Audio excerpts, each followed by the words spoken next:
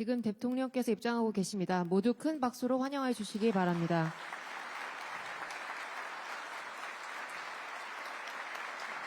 먼저 국민의례를 하겠습니다.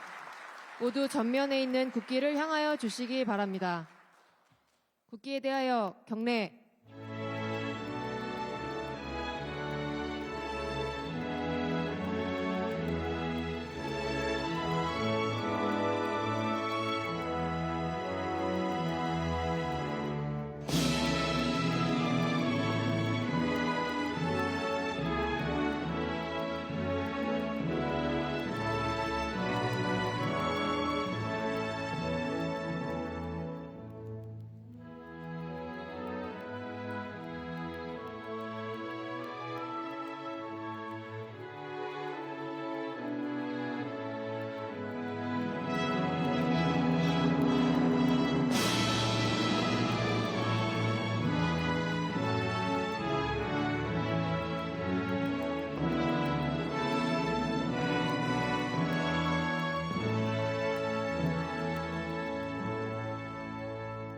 바로 모두 자리에 앉아주시기 바랍니다.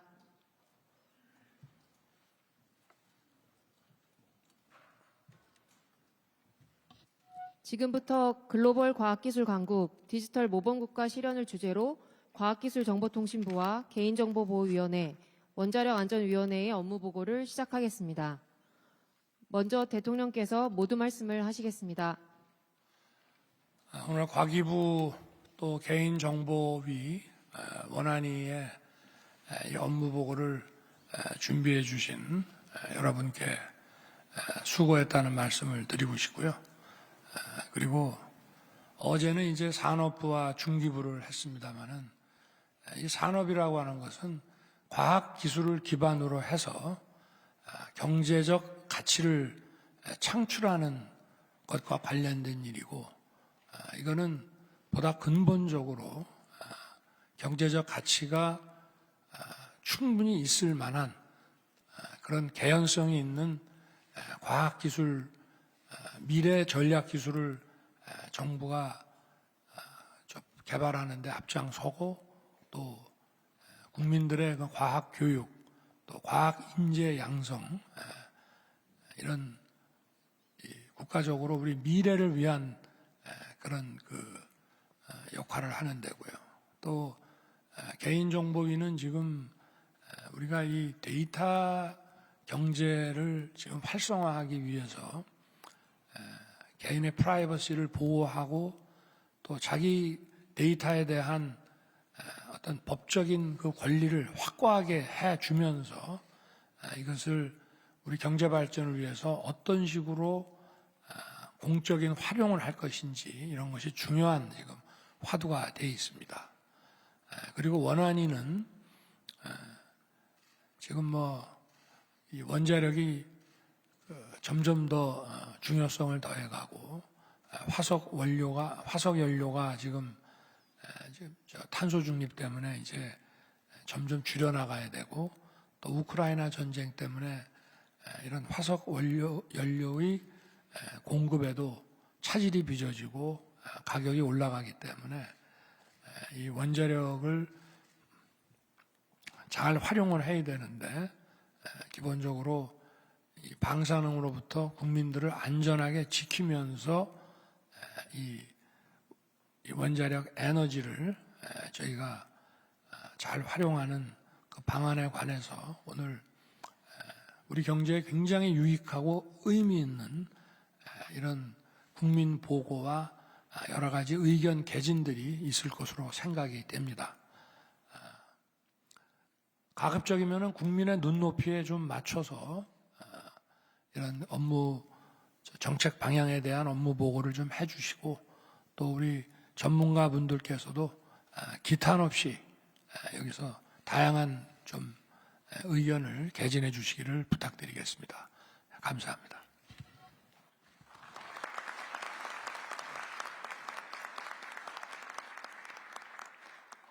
그러면 업무 보고에 앞서 과학기술정보통신부 이종호 장관께서 우주에서 날아온 기쁜 소식을 먼저 전해주신다고 합니다.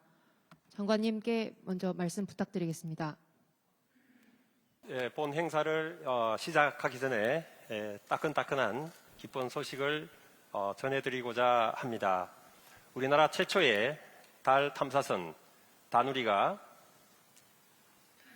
무려 145일 730만 킬로미터의 항행을 거쳐서 2022년 12월 27일 오후 6시에 성공적으로 달 궤도에 안착했습니다.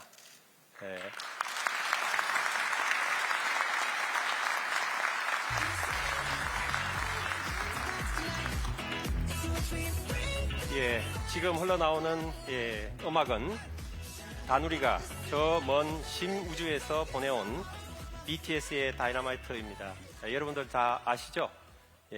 달로 첫 발을 내딛는 다누리처럼 과학기술로 세상에 없던 가치를 만들어 가도록 하겠습니다. 감사합니다.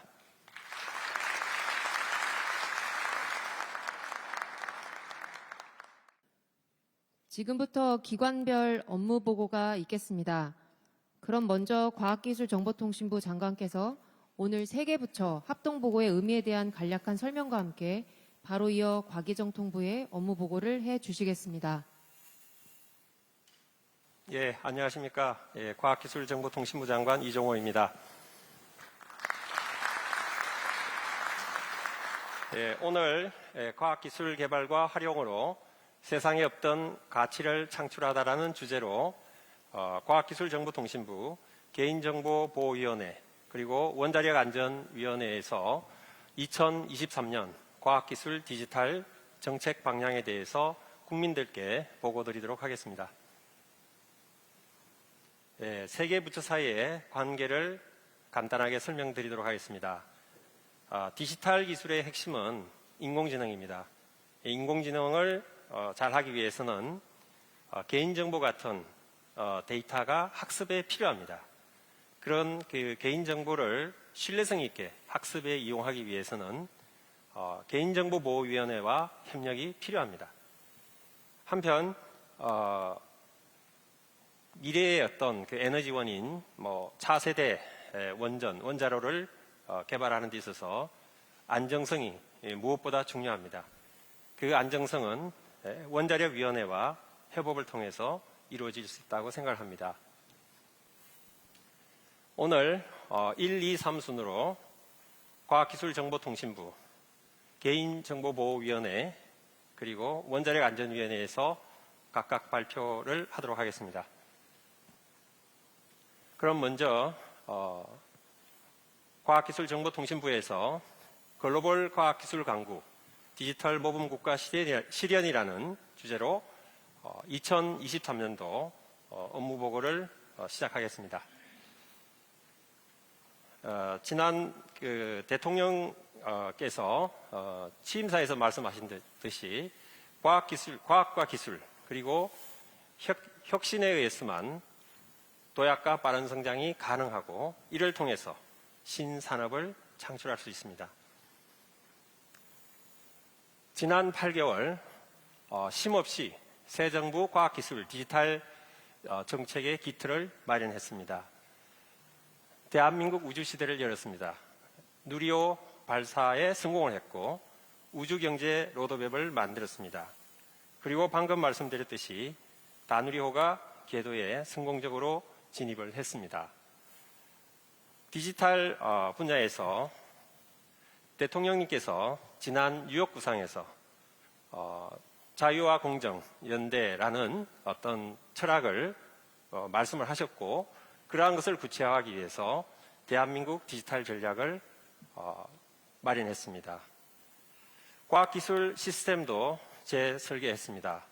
12개 국가전략 기술을 마련해서 육성 방안을 마련했고 예타 제도도 개선했습니다. 그리고 범부처 과학기술 기본 계획도 준비를 했습니다.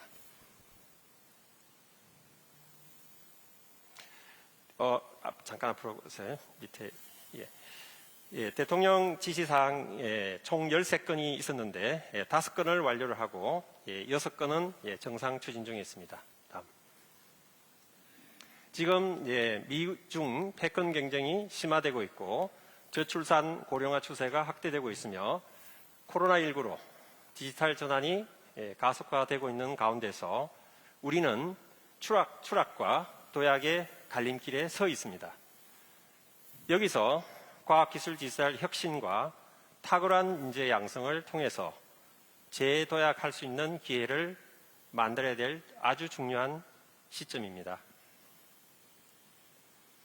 그래서 2023년 과학기술 디지털 혁신 기반으로 우리는 재도약할 것입니다.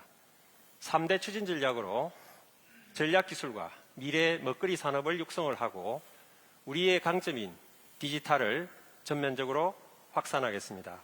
그리고 탁월한 인재를 키우고 지역의 경쟁력 강화를 통해서 기반을 확보하도록 하겠습니다.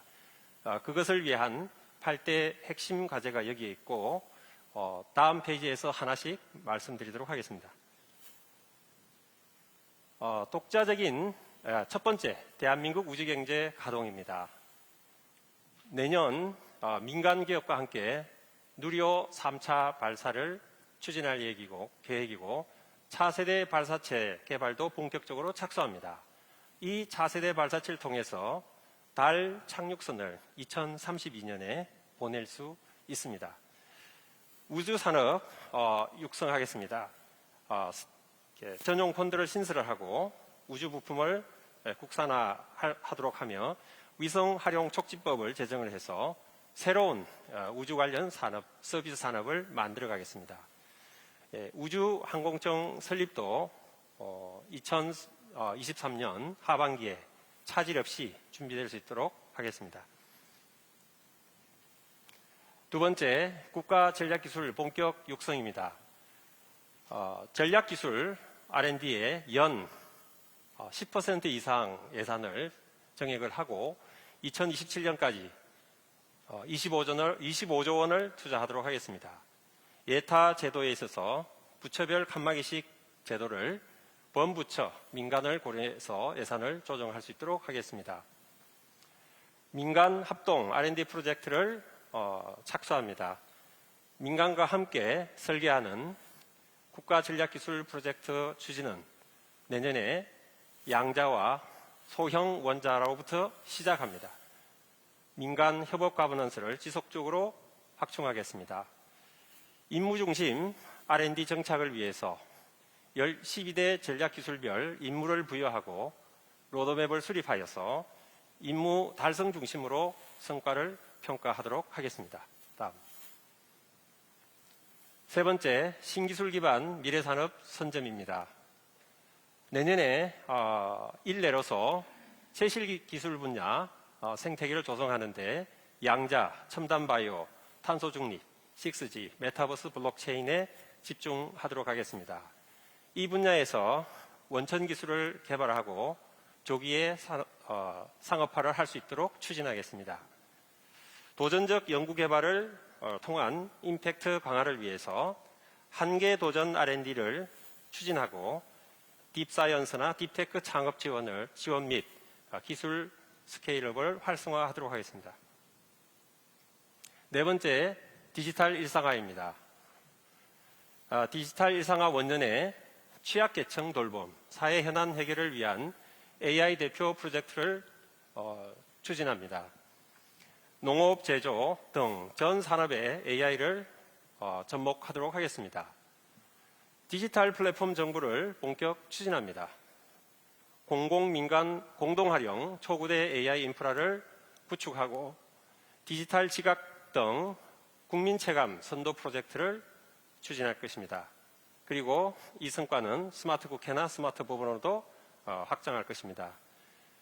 전 국민이 디지털을 잘 사용할 수 있는 디지털 네이티브가 되기 위해서 누구나 쉽게 배우는 온라인 AI 소프트웨어 교육을 제공하고 초중등 정보교육 시수의 확대에 대해서 준비하도록 하겠습니다. 어르신과 같은 취약계층을 위해서 디지털 배움틀을 활성화하도록 하겠습니다. 다섯 번째, K-디지털 글로벌 확산입니다. 디지털 복지를 위해서 디지털 권리장전을 만들고 뉴욕 구상에서 밝힌 그런 철학을 국제회의를 통해서 세계에 확산시키도록 하겠습니다. 글로벌 K-클라우드 생태계도 조성을 하겠습니다. 세계 최고의 저전력 국산 AI 반도체를 개발을 해서 극저전력 데이터 센터를 만들고 이를 통해서 서비스를 향상시키고 탄소 중립에도 기여할 수 있도록 하겠습니다. 이것을 근간으로 한국형 클라우드를 차별화해서 세계 시장에 진출할 수 있도록 하겠습니다. K 디지털의 해외 진출을 지원하기 위해서 유망한 국가의 디지털 수출 개척단을 파견을 하고 글로벌 OTT 어워즈를 개최해서 투자를 확대할 수 있도록 하겠습니다.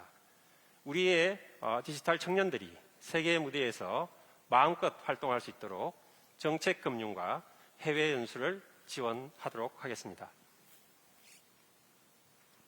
여섯 번째, 디지털 안심 포용사의 실현입니다. 지난번 데이터 센터 화재로 인한 디지털 서비스 장애가 다시는 재발되지 않도록 항시 디지털 안전망을 재정립하겠습니다. 위기관리 대응 체제를 상시화하고 디지털 서비스 안정성 강화 대책을 마련하겠습니다. 그리고 능동적, 지능적으로 사이버 위협에 대응하도록 하겠습니다. 스토킹 범죄나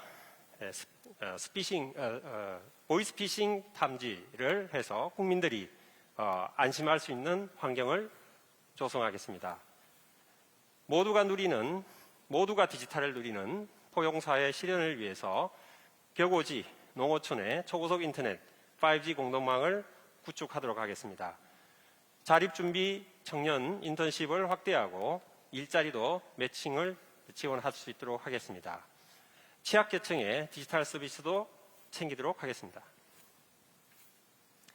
일곱 번째, 혁신을 이끌 핵심 인재 양성 확보입니다. 먼저 인재 양성입니다.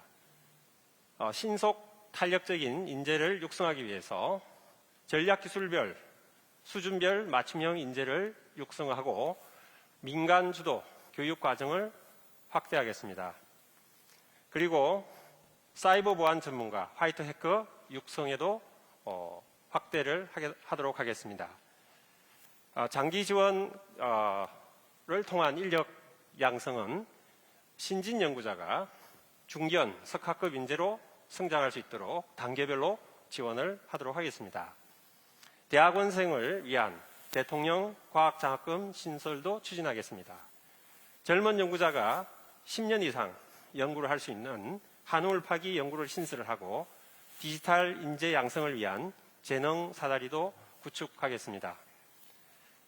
해외 인재 확보입니다.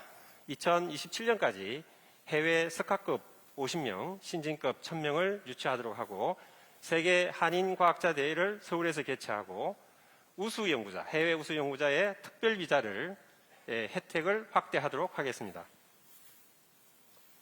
여덟 번째, 지역과 함께하는 과학기술 디지털 혁신입니다.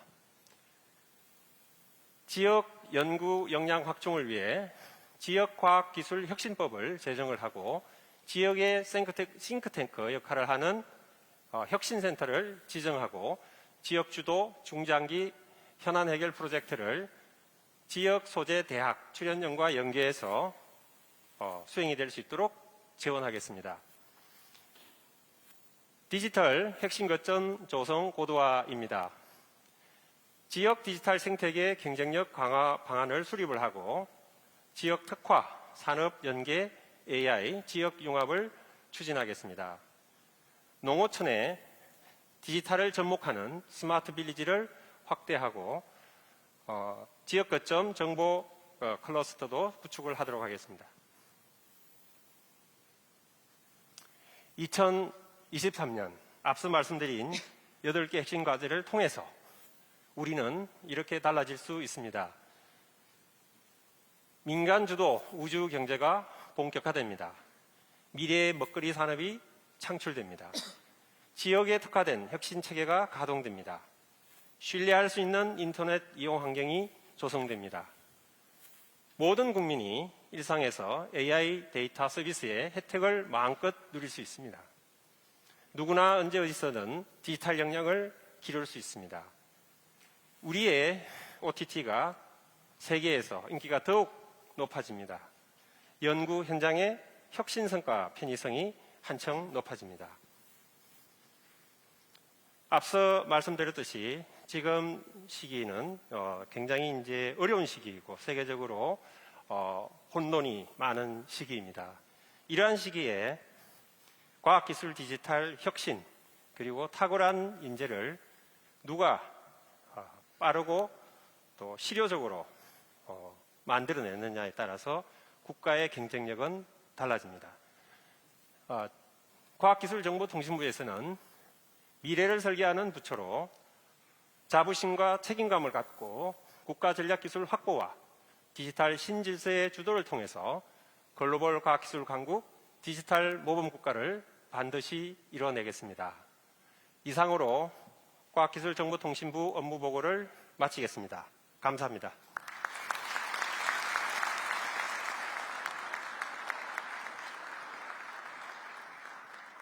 다음은 개인정보보호위원회 위원장께서 국민 신뢰 기반의 디지털 대전환 선도를 주제로 보고해 주시겠습니다.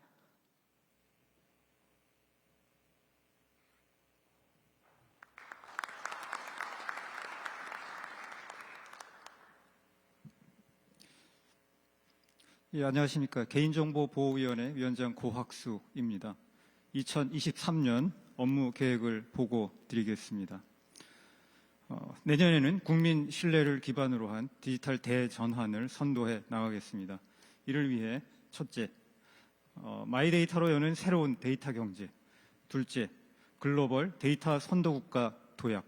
셋째, 엄정한 법 집행으로 만드는 개인정보 신뢰 사회. 이렇게 3대 정책 방향을 수립했습니다. 각각의 정책 방향에 대해 말씀드리겠습니다. 첫째, 마이데이터로 새로운 데이터 경제를 열어가겠습니다.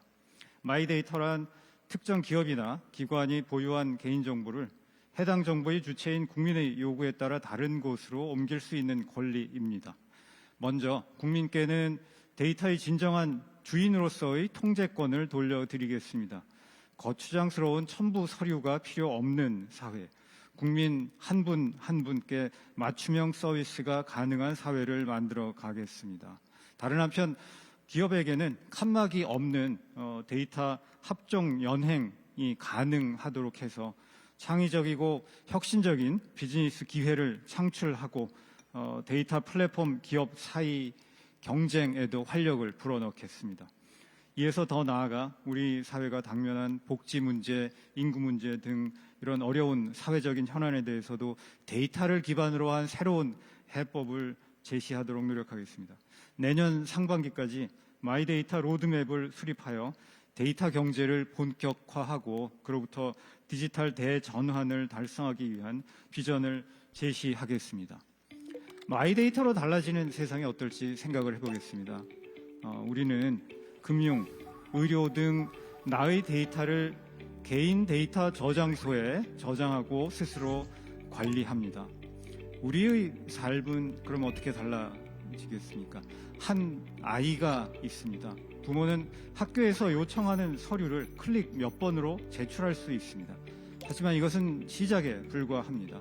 학생들은 마이데이터를 활용해서 학습 컨설팅을 받거나 진로를 추천받을 수 있습니다. 취업을 할 때, 또 이직할 때 나에게 딱 맞는 이런 직장을 추천해 줍니다. 그리고 신혼집을 구할 때에도 수고를 덜어줍니다. 최적의 재테크 방법도 찾아줍니다. 나이가 들면 건강관리뿐 아니라 연금이나 재취업에 관한 정보도 제공해 줍니다. 이런 식의 과정을 통해서 마이데이터를 활용한 혁신적 서비스와 비즈니스가 등장하고 스타트업 등 기업에게 새로운 기회가 펼쳐질 것입니다. 데이터 경제의 새로운 창이 활짝 열리게 되는 것입니다. 데이터가 서로 연결되고 결합되어 나를 위해 일하는 것, 이게 바로 마이데이터가 새롭게 여는 세상이 될 것입니다. 이런 데이터 혁신을 발판으로 해서 글로벌 데이터 선도 국가로 도약하는 계기를 마련하겠습니다. 미국, EU, 중국 등 디지털 패권 경쟁이 심화되는 상황에서 개인정보 보호의 문제는 국제무역과 디지털 통상의 핵심 어젠다로 부각되고 있습니다. 또한 글로벌 거대 IT 기업들에 의한 유사한 개인정보 침해 사고가 반복되면서 각국 감독기구 사이의 협력 필요성도 증가하고 있습니다. 주요국 사이의 갈등 구조가 나타나는 중에 오히려 IT 강국으로서의 대한민국에 커다란 기회가 열리고 있습니다. 프라이버시가 중심이 된 데이터 규범과 디지털 통상 이슈에 관한 논의에 있어 우리가 핵심적인 역할을 할 수 있도록 글로벌 리더십을 발휘하겠습니다. OECD를 포함한 다자간 논의, 그리고 주요국과의 양자간 논의를 주도하여 새로운 국제 규범을 형성해 나가겠습니다. 아울러 마이데이터 주요 법 집행 사례 등을 포함한 한국의 선진 사회를 전 세계와 공유하고 실질적인 리더십을 확보할 수 있도록 2025년 국제 개인정보 감독기구 협의체 총회 GPA의 유치도 추진하도록 하겠습니다. 마지막으로 엄정한 법 집행으로 개인정보 신뢰 사회를 구현하겠습니다. 먼저 공공기관의 개인정보 유출을 근절하겠습니다. 국민의 개인정보를 대규모로 처리하는 1,500여 개 시스템을 중점 관리 대상으로 선정하여 개인정보 관리를 더욱 강화하겠습니다. 내년 1월부터는 공무원이 고의로 개인정보를 유출하는 경우에 공직에서 배제하도록 하는 원 스트라이크 아웃 제도도 시행이 됩니다. 이용자를 기만하는 디자인으로 개인정보를 침해하는 소위 다크 패턴을 포함한 디지털 생태계 핵심 7대 분야를 선정하여 선제적으로 점검하겠습니다. 위법사항은 엄정하게 처분하고 불명확한 영역이 있으면 그런 분야에 대해서는 가이드라인 등을 포함하여 이제 가이드를 제시해서 기업의 불확실성을 해소하도록 하겠습니다. 그리고 미래 세대인 아동 청소년의 개인정보를 더욱 적극적으로 보호하겠습니다. 개인정보보호위원회가 국민의 소중한 데이터는 확실하게 보호하면서도 데이터를 가치 있게 활용할 수 있도록 혁신하여 디지털 대전환의 시대를 선도해 나가겠습니다. 감사합니다.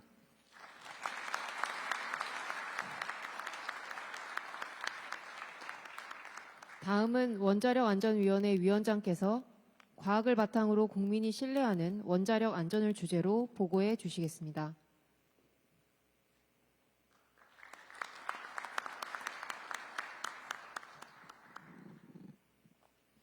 네, 원자력 안전을 책임지고 있는 원자력안전위원회 위원장 유국희입니다.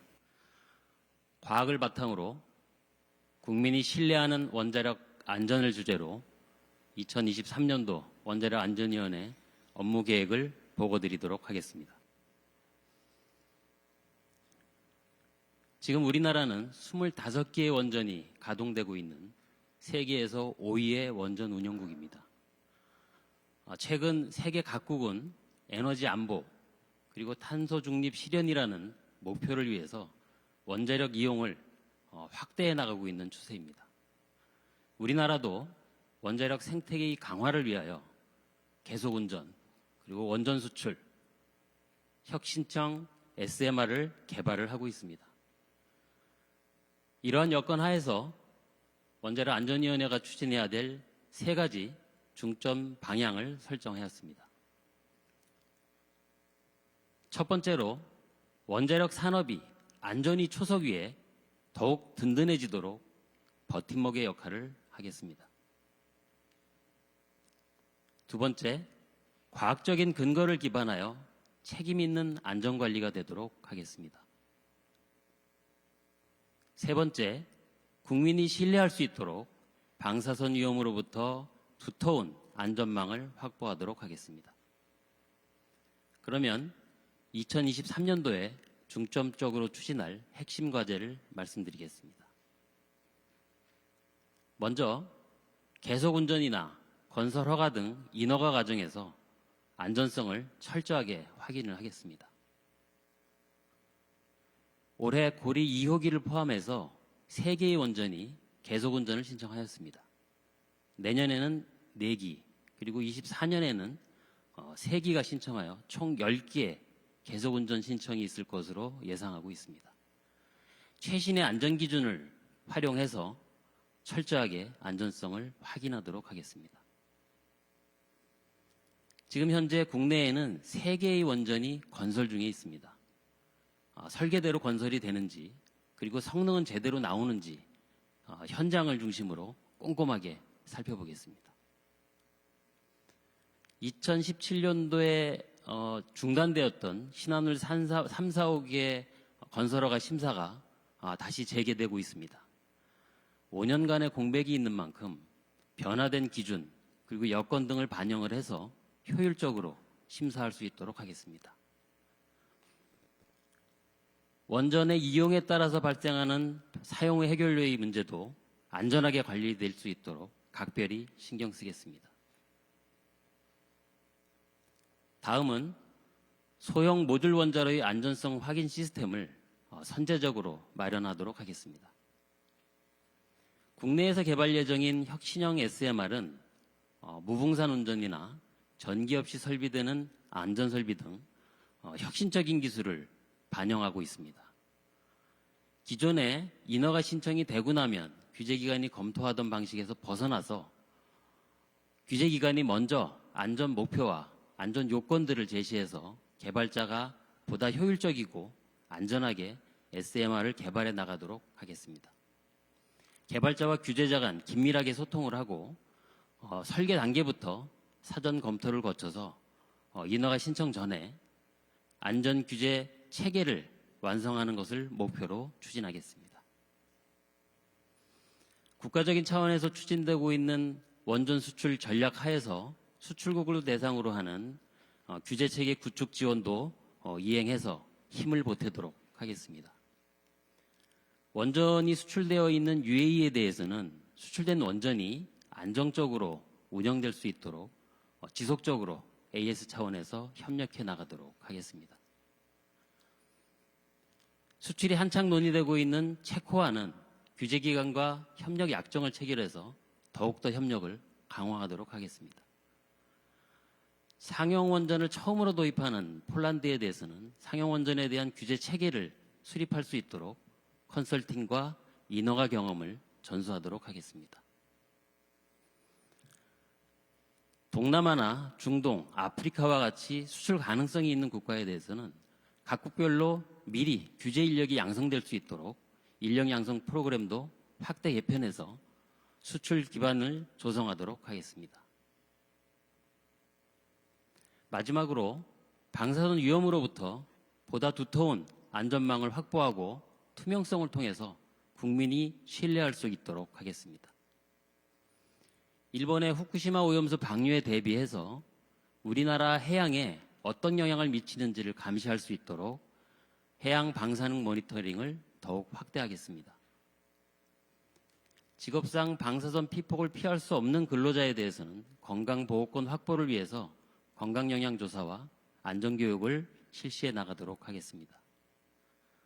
또한 모든 원자력 관련 기관들이 원자력 관련 정보를 먼저 공개해서 국민들께서 별도의 신청 없이도 손쉽고 편리하게 정보에 접근할 수 있도록 투명성을 더욱 높여나가도록 하겠습니다. 안전이라는 기초 위에 더욱 튼튼한 대한민국 원자력이 되도록 역할을 다하겠습니다. 감사합니다.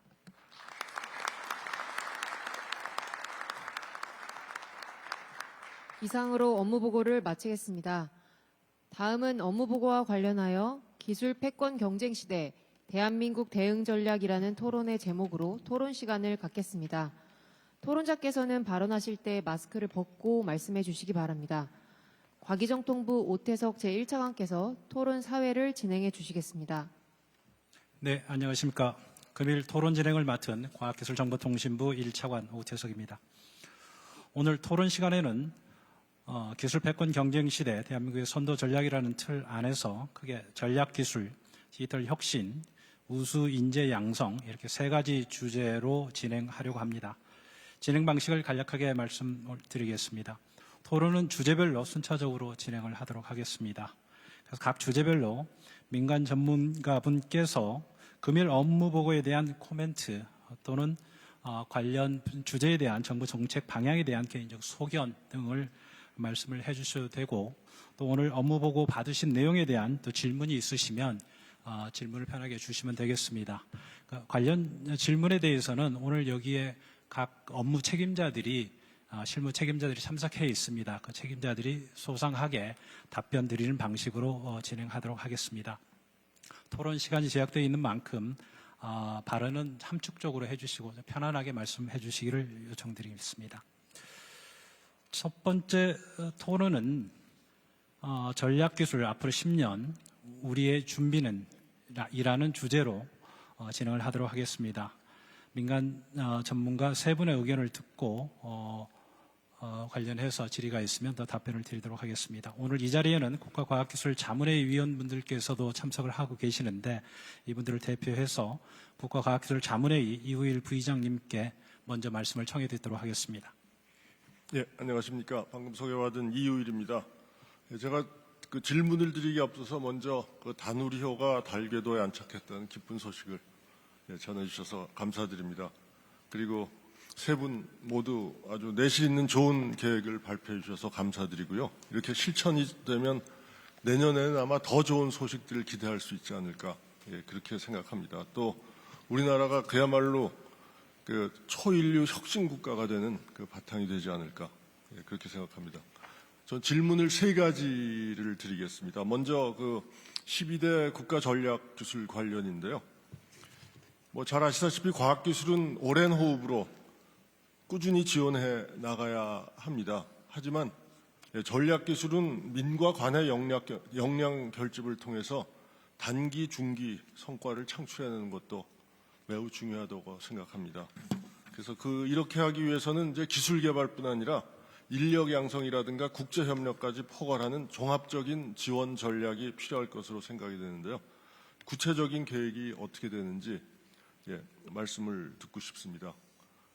그리고 두 번째 질문은 이제 원전 관련입니다. 우리나라도 원전 가동이 시작된 지 45년이나 지났습니다. 그래서 그만큼 오래된 원전도 늘어나고 있고 또 오래됨에 따라서 국민들이 우려도 상당히 있을 수 있다고 생각합니다. 그래서 이러한 우려를 불식시킬 수 있는 충분한 안전책이 확보되어 있는지 여쭙고 싶습니다. 그리고 마지막 세 번째 질문은 사용 후 핵연료에 관한 것인데요. 우리가 원전을 에너지원으로 활용하는 한 필연적으로 막닥칠 문제가 바로 사용 후 핵연료 문제라고 생각합니다. 그래서 사용 후 핵연료를 안전하게 관리하기 위한 기술이 매우 중요할 텐데요. 지금 우리나라는 사용 후 핵연료 문제를 해결하기 위해서 필요한 기술을 제대로 확보하고 있는지 여쭙고 싶습니다. 이상입니다. 네, 이우일 부의장님께서 굉장히 다양한 분야에 대해서 질문을 주셨습니다. 첫 번째 질문으로 국가전략기술 육성을 위한 구체적 계획에 대해서 물으셨는데요. 12대 전략기술을 육성하는 책임을 현재 과기정통부의 과학기술혁신본부에서 맡고 있습니다. 주영창 혁신본부장님께서 좀 답변을 드리는 게 좋을 것 같습니다. 예, 감사합니다. 혁신본부장 주영창입니다.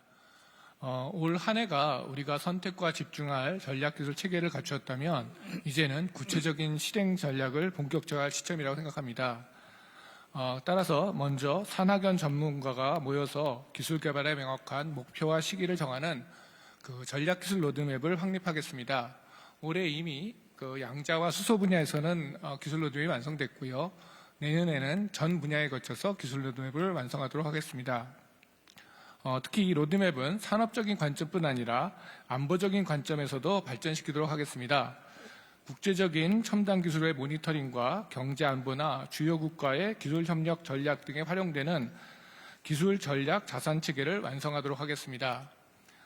여러 가지 기술 분야 중에 양자를 먼저 예를 들어서 말씀드리면 양자 기술은 전 세계가 이미 게임 체인저 기술로 집중하고 있습니다. 저희도 양자 기술 분야에서 2026년까지 50큐비트 개발을 하고요. 30년대 초까지는 500큐비트 이상의 양자 컴퓨터 기술 개발 목표로 기술을 집중 지원하겠습니다. 또한 미국과 EU 등 글로벌 연구 협력 체계를 구축하고요. 미국과는 한미 양자 기술 공동 성명서 채택 등의 선도국과의 다양한 협력을 실시하도록 하겠습니다. 또한 로드맵을 통해서 파악된 반드시 우리가 확보해야 할 대체 불가한 핵심 기술은 확실한 투자를 통해서 빠르게 개발할 수 있도록 R&D 투자를 집중하도록 하겠습니다. 기초와 응용의 협동은 물론 민관이 함께 달릴 수 있는 혁신형 프로젝트를 범부처 R&D로 추진하고 이 프로젝트는 민간의 권위자가 프로젝트를 주도하도록 하겠습니다. 아울러 기술 경쟁력의 핵심인 우수 인재 확보를 위해서는 각 기술 분야별 특성과 인재 현황을 세부적으로 분석한 데이터 기반의 인재 양성 정책을 마련하도록 하겠습니다. 이상과 같이 전략 기술을 통해 대한민국이 기하급수적인 성장을 이루어서 미래 먹거리를 마련하고 있도록 하고요. 인류의 난제를 해결하면서 자유를 확대에 기여하는 과학기술 기반의 존경받는 리더 국가가 되도록 하겠습니다. 감사합니다. 네, 본부장님께서 국가전략기술 육성에 대한 세부적인 방안을 각 기술 분야별로 예시를 들면서 말씀을 해주셨습니다.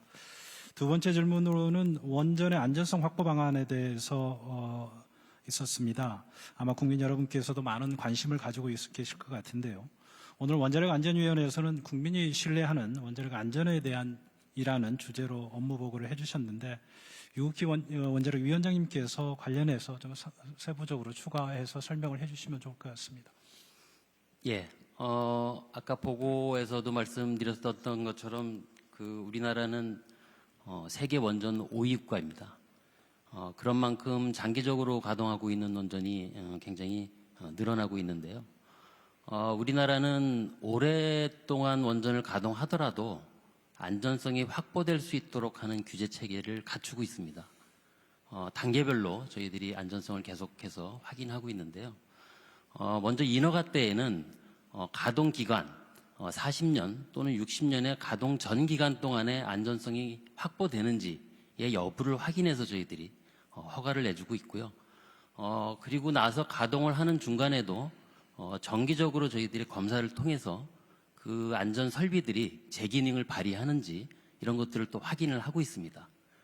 특히 우리나라는 특별하게 10년마다 주기적으로 안전성을 종합적으로 평가를 해서 필요하다면 설비 개선을 할 수 있도록 그렇게 안전성을 또 갖춰 나가고 있습니다. 가동 기간이 다 종료가 되고 나면 계속 운전도 할 수 있는데요. 이 계속 운전의 경우에는 저희들이 신규 신규 운영 허가에 준하는 정도로 엄격하게 심사기관을 갖춰서 심사를 하고 있습니다. 이러한 여러 가지 단계별 안전성에 대한 확인을 하기 위해서는 저희들이 전문성을 갖춘 그야말로 과학적인 전문성을 갖춘 규제 인력의 양성이 무엇보다 필요한데요. 저희 원안위 구성원부터 이러한 전문성을 갖출 수 있도록 많은 프로그램들을 저희들이 운영을 하고 있습니다. 또 앞으로 미래에 있을 규제 인력의 양성도 매우 중요한 과제 중에 하나인데요. 저희가 국내 대학의 8개 대학에 대해서 이러한 규제 인력 양성 프로그램을 운영을 하고 있고 더욱더 확대를 해나가려고 하고 있습니다. 믿고 맡겨주시면 걱정하시는 일이 없도록 열심히 하도록 하겠습니다. 감사합니다. 네, 위원장님 답변 감사드립니다. 세 번째로는 사용의 해결료 안전관리 기술에 관해서 질문을 주셨습니다. 사용의 해결료 관련 연구 개발은 1959년에 설립된 원자력 연구원에서 관련 기술 개발을 담당을 하고 있습니다. 현재 이 자리에 주한규 원장님께서 참석하고 계시는데 사용의 해결료에 관련한 우리나라 기술 확보 계획에 대해서 좀 설명을 부탁드리겠습니다. 예, 원자력 연구원장 주한규입니다. 제가 이제 부임한 지 오늘 딱 2주째인데요. 그럼에도 불구하고 제 사용 해결료에 대해서 평소에 관심이 많았기 때문에 적절한 대답을 드릴 수 있을 것 같습니다.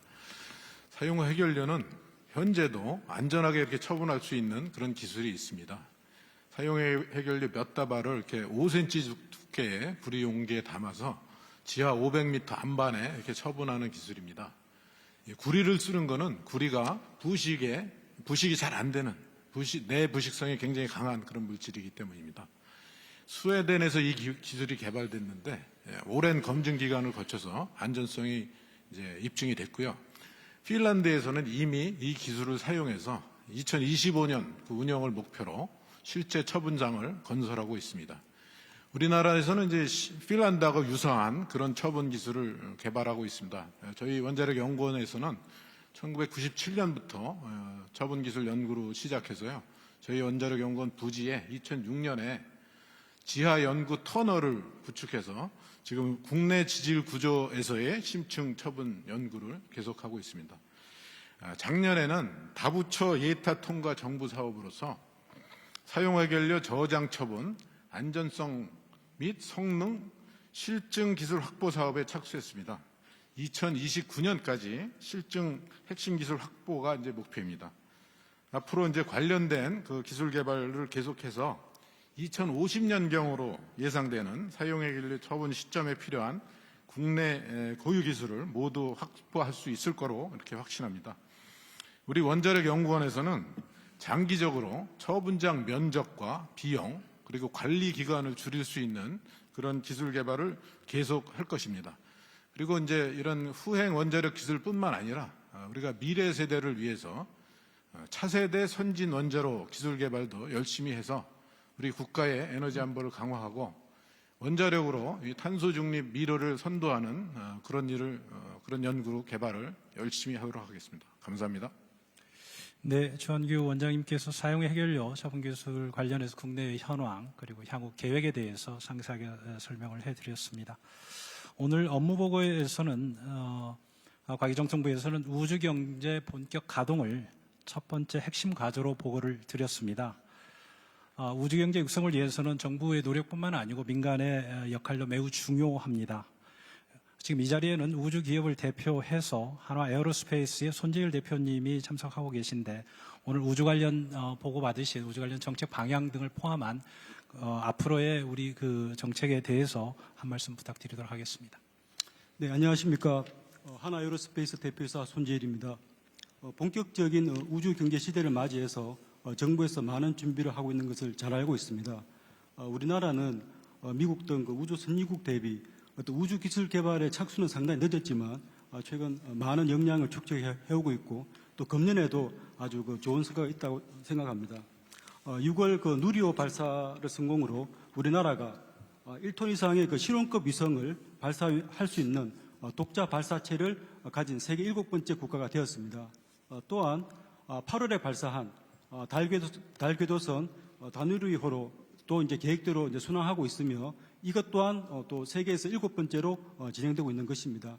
이런 성과를 바탕으로 이제 우리가 세계 7대 강국, 우주 강국이라는 평가도 있었지만 사실 그 우주 선진국과의 격차가 큰 것도 사실입니다. 그래서 제가 오늘 좀 질문을 드리고자 하는 것은 이런 격차를 극복하고 어떻게 하면 우리가 명실상부한 우주 강국으로 도약할 수 있는지에 대한 보관을 여쭙고자 합니다.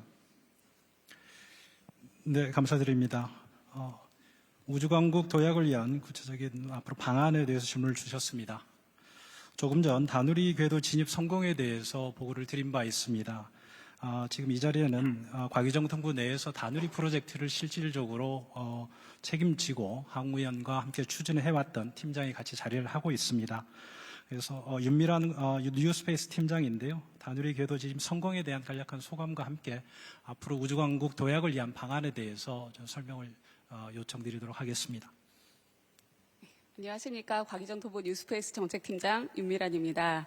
지난 7년 동안 다누리를 개발하면서 여러 가지 기술적인 어려움이 많았습니다. 그렇지만 우리 훌륭한 연구진들이 이런 슬기롭게 헤쳐서 결국 이제 해결을 했고 국민들의 성원 속에 오늘 다누리가 성공하게 돼서 매우 감격스럽습니다. 또 담당 공무원으로서 좀 보람도 느꼈습니다.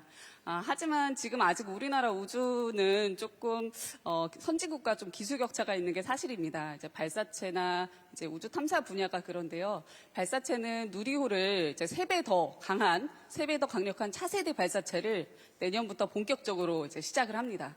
그리고 발사체의 경제성을 높이기 위해서 그 재사용 발사체 기술도 확보를 준비를 하고 있습니다. 그리고 우주 탐사 분야에서는 이번 다누리 후속으로 이어서 1월 기반으로 해서 달 착륙선도 10년 뒤에 할 수 있도록 준비를 하고 있습니다. 또 국제협력도 매우 중요한데요. 우주탐사 프로그램에서는 국제협력 여러 가지 이제 프로그램 중에 우리나라가 이제 확보한 우리나라의 장점인 분야 기술들이 있습니다. 뭐 수소라든지 모빌리티 아니면 이런 그 통신 기술 같은 것들을 이제 기반으로 해서 해외 협력에 가능하도록 기회를 모색을 해 나가겠습니다. 현재 우리나라 우주 산업은 아직 세계 시장에서 봤을 때 1% 정도에 불과합니다. 그렇지만 앞으로 여러 이제 민간 기업들이 우주에 활발하게 참여를 할 걸로 기대를 하고 있습니다. 이를 대비해서 민간 기업들이 사용할 수 있는 시험 시설들도 발사 우주환경 시험 시설들을 이제 구축해가지고 활용할 수 있도록 준비를 해 나가겠습니다. 마지막으로 또 우주 창업 기업들도 중요한데 우주 창업 기업들이 이제 본인들의 아이디어를 잘 구현해 나갈 수 있도록 정책적인 제도적인 뒷받침도 해 나가겠습니다. 이상입니다. 네, 팀장님 의견 감사드립니다. 우주와 함께 바이오 분야도 미래 신산업 중 하나입니다. 바이오 분야를 둘러싸고 각국의 기술 경쟁도 치열해지고 있습니다. 조금 전 업무 보고에서도 첨단 바이오 육성을 위한 여러 방안을 보고드렸는데요. 바이오 분야 역시 정부와 함께 민간의 협업이 매우 중요합니다. 지금 이 자리에는 CJ 제1여당의 김소영 본부장님께서 참석하고 계시는데요. 보고받으신 이런 정부의 정책 방향을 포함을 해서 전반적인 산업계 의견 관련해서 말씀 부탁드리도록 하겠습니다. 안녕하세요. CJ 제1제당 바이오 부문의 김소영입니다. 저희 바이오 부문은 합성 생물학 기술을 이용해서 그린 바이오에서 한 분야를 담당하고 있는 필수 아미노산 사업을 하고 있습니다. 이 필수 아미노산을 가지고 세계 시장 점유율 1위를 하고 있고요. 글로벌 매출이 4조 원 정도에 달하고 있습니다. 아울러 이어서 의료용으로 마이크로바이옴 사업을 하고 있고 농업용 미생물 그리고 산업용 바이오 플라스틱까지 사업을 확장하고 있습니다. 이렇게 바이오가 확장할 수 있는 영역은 굉장히 크지만 지금 글로벌 기술 경쟁은 굉장히 심화되고 있고 기술 혁신이 지속적으로 필요합니다. 이런 상황에서 정부에서 넥스트 반도체로 첨단 바이오를 선정해 주시고 이런 점을 굉장히 감사하게 생각하고 있고요. 구체적으로 이 첨단 바이오를 육성하기 위해서 어떤 구체적 액션을 가지고 계신지 좀 말씀을 해 주셨으면 하고요. 그리고 두 번째로는 저희 바이오 영역에서 지금 디지털 헬스케어 그리고 맞춤형 개인 역량 사업이 굉장히 떠오르고 있습니다. 이런 사업을 육성하기 위해서는 개인의 유전체 정보 그리고 임상 데이터가 굉장히 필수적입니다. 하지만 이런 임상 데이터를 사용하기 위해서는 개인의 정보 보호가 굉장히 중요한데요. 안전하면서도 정보를 적극적으로 활용할 수 있는 이런 방안이 있으신지 말씀을 해주시면 감사하겠습니다. 네, 본부장님 감사드립니다. 첫 번째는 첨단 바이오 관련한 정부의 전략에 대해서 질문을 해주셨습니다. 과기정통부에서는 얼마 전 디지털 바이오 혁신 전략을 수립한 바 있습니다. 관련해서 실제 실무를 맡아 업무를 추진하고 있는 구역체 기초원천 연구정책관님께서 관련 전략을 좀 소개를 해주시면 좋을 것 같습니다. 네, 안녕하십니까. 과기정통부 기초원천연구정책관으로 있는 구혁채입니다. 부사장님 질문 주신 대로 바이오 분야는 미국 등 주요 선진국에서 핵심 정책과제로 지정하고 있고 세계 시장 규모도 연 한 7에서 8% 정도로 상당히 빠르게 성장하는 분야입니다. 이에 대해서 저희 정부는 한 3가지 정도의 전략을 가지고 접근을 좀 하고자 합니다. 우선 첫 번째로 우리가 잘하고 있는 그 ICT 기술을 접목한 디지털화 전략입니다.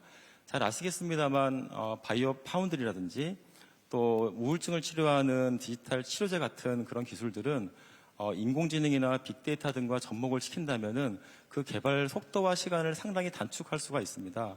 아마 잘 아시겠습니다만 이번 코로나를 극복하는 데 많은 도움을 줬던 그 모더나사의 mRNA 백신도 인공지능과 그 빅데이터 기술을 잘 활용했기 때문에 개발 시간을 3에서 4개월 정도로 크게 단축시킬 수가 있었습니다. 두 번째로는 무엇보다 핵심 기술이 중요하고요. 이 핵심 기술을 전략화하는 것입니다.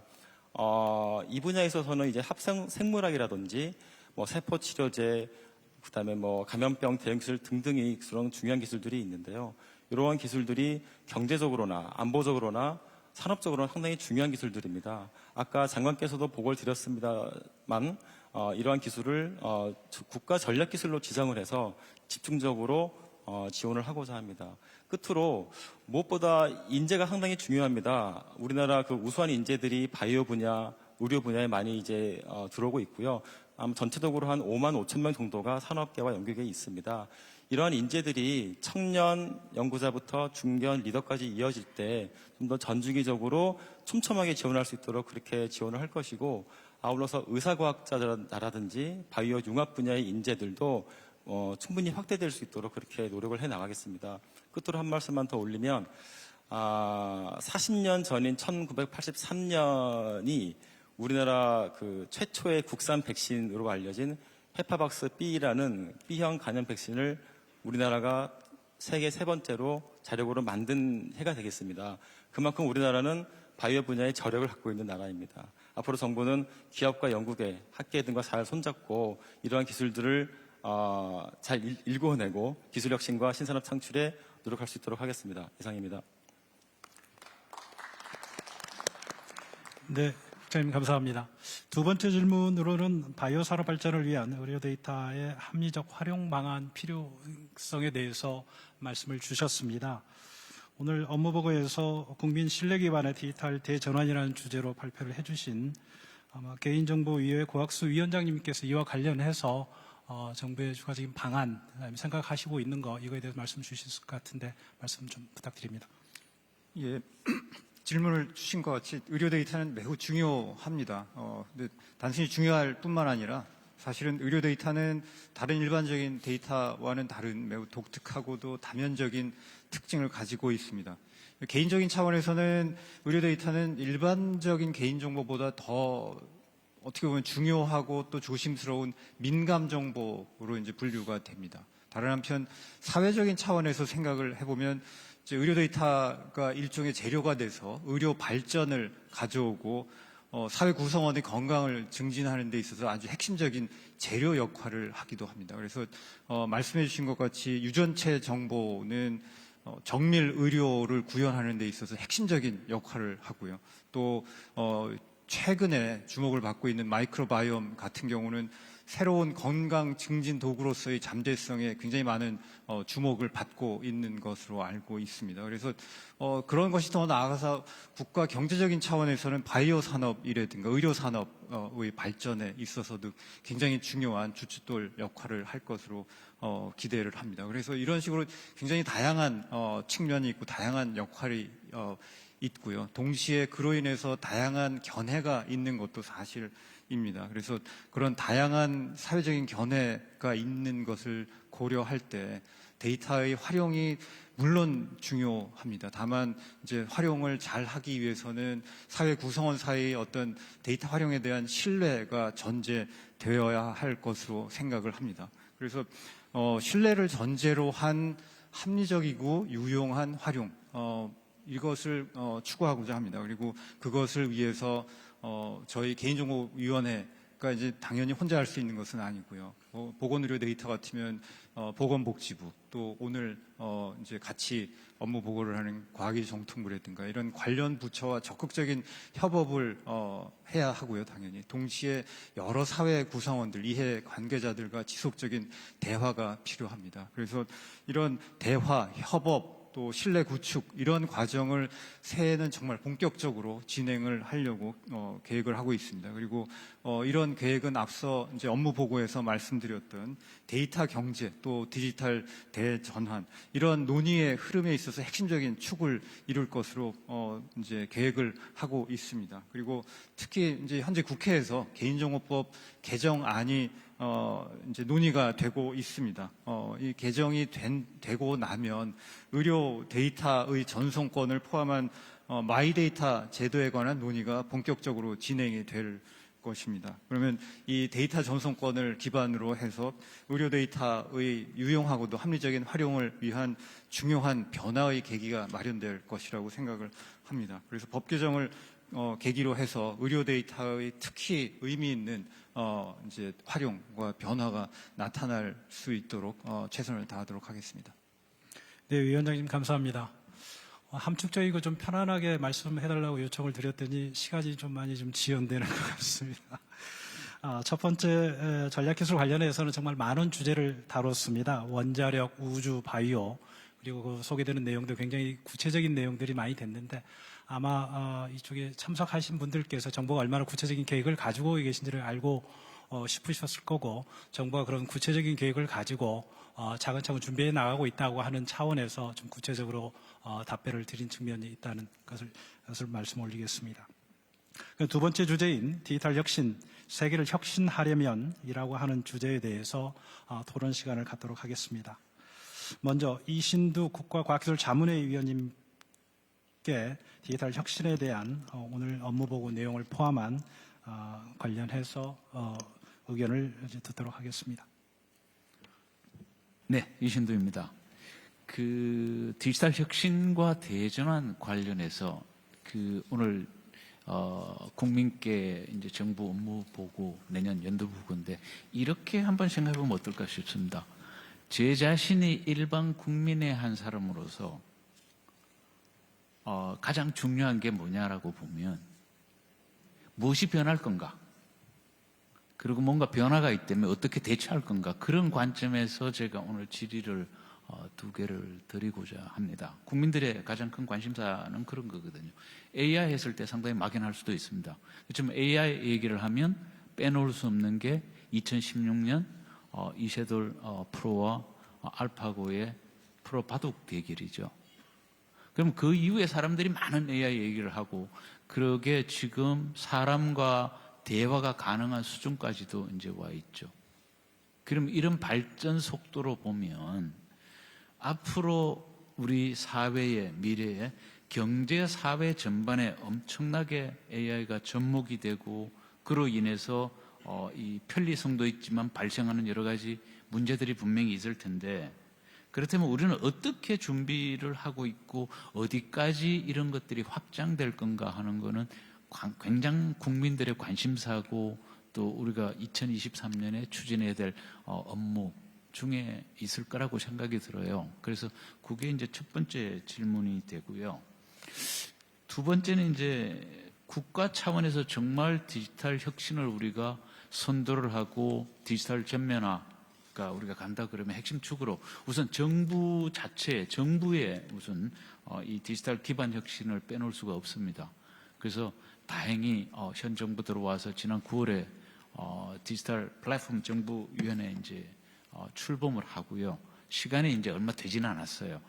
그렇지만 국민들이 볼 때는 뭐냐면은 2023년에는 분명히 시간은 얼마 안 됐지만 되게 궁금할 겁니다. 과연 성과가 뭐며 과거의 이 전자정부라는 얘기와 그 개념을 벗어나서 얼마만큼 많은 것들을 국민들께 우리한테 줄 수 있느냐, 우리가 얼마나 편할 거냐, 저게 뭐지? 라는 그런 것들을 특히 올해가 아마 원년이 돼서 굉장히 그 많은 것들을 알고 싶어 할 텐데 그런 준비된 것들이 어떤 것들이 있는지 이런 거에 대한 질문을 제가 질의를 좀 드리도록 하겠습니다. 네, 두 개입니다. 네, 감사합니다. 인공지능의 접목을 위한 준비 상황 그리고 앞으로의 확산에 대한 그런 계획에 대해서 질문을 주셨습니다. 오늘 업무보고에서도 내년을 AI 일상화의 원년으로 삼겠다라고 하는 그런 보고를 드렸습니다. 관련해서 엄열 인공지능 기반 정책관님께서 방금 질의하신 내용에 대해서 좀 설명을 좀 부탁드리도록 하겠습니다. 네, 안녕하십니까. 과기정통부 인공지능 기반 정책관 엄열입니다. 지난 9월 대통령께서 캐나다 토론토에서 인공지능 석학과의 대화 이후에 대한민국 디지털 전략 그리고 2027년까지 인공지능 세계 제3대 강국의 목표를 제시하셨습니다. 이 목표를 달성하기 위해서 이 위원님 지휘해 주신 것처럼 더 이상 AI 기술은 일반 분야에 한정된 기술이 아닙니다. 이것이 국민 일상생활 그리고 산업 현장 그리고 사회와 공공 분야에서 국가 전반에 AI가 스며들수록 하는 것이 가장 중요한 내년도 과제가 되겠습니다. 과기정통부가 준비하고 있는 이 세 가지 분야에 대해서 AI 전략을 좀 소개를 해드리도록 하겠습니다. 국민 일상생활 입장에서는 일단 생활의 편의성을 확대시키는 쪽으로 AI가 작동할 것 같습니다. 그리고 특히 고령층이라든지 장애인이라든지 사회적 약자를 돌봄으로 할 수 있는 그런 AI 관련된 전 국민 AI 프로젝트를 추진하려고 합니다. 예를 들어서 전국 147만 우리 독거 어르신들에게 독거 관련된 생활을 증진시킬 수 있는 돌봄형 AI 로봇을 제공하고, 소상공인에 대해서는 맞춤형 AI 솔루션이라든지 AI 관련된 서빙이나 조리 관련된 AI 로봇을 제공하는 등 추진 과제를 6개 분야의 추진 과제를 추진해서 관련 부처와 협의해서 추진하도록 하겠습니다. 또 한 분야는 산업 현장입니다. 산업 현장, 특히 기존에 있었던 제조, 물류, 의료 이런 기존 어떤 산업에 AI를 활용해서 그 생산성을 극대화하는 부분도 필요하고, 관련된 그 새로운 우리 산업의 도약을 위해서는 AI가 접목하는 것이 필요합니다. 이를 위해서 저희는 내년도 AI 바우처 사업을 통해서 한 250 기업에게 맞춤형 AI가 도입될 수 있도록 지원하도록 하겠습니다. 그리고 마지막 분야는 공공사회 분야입니다.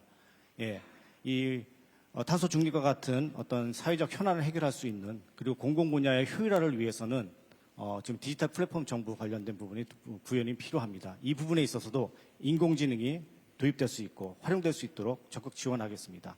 마지막으로 지금 제가 말씀드린 3가지 분야의 이런 계획을 포함해서 내년도 초에 인공지능 초인류 프로젝트를 수립 추진해서 국민 모두가 인공지능의 혜택을 같이 누릴 수 있고, 그리고 사회 공공 분야의 혁신을 주도하도록 하겠습니다. 감사합니다. 네, 국장님 말씀 감사드립니다. 두 번째 질문은 디지털 플랫폼 정부 관련해서 국민들이 체감할 수 있는 구체적인 계획에 대해서 질문을 해 주셨는데요.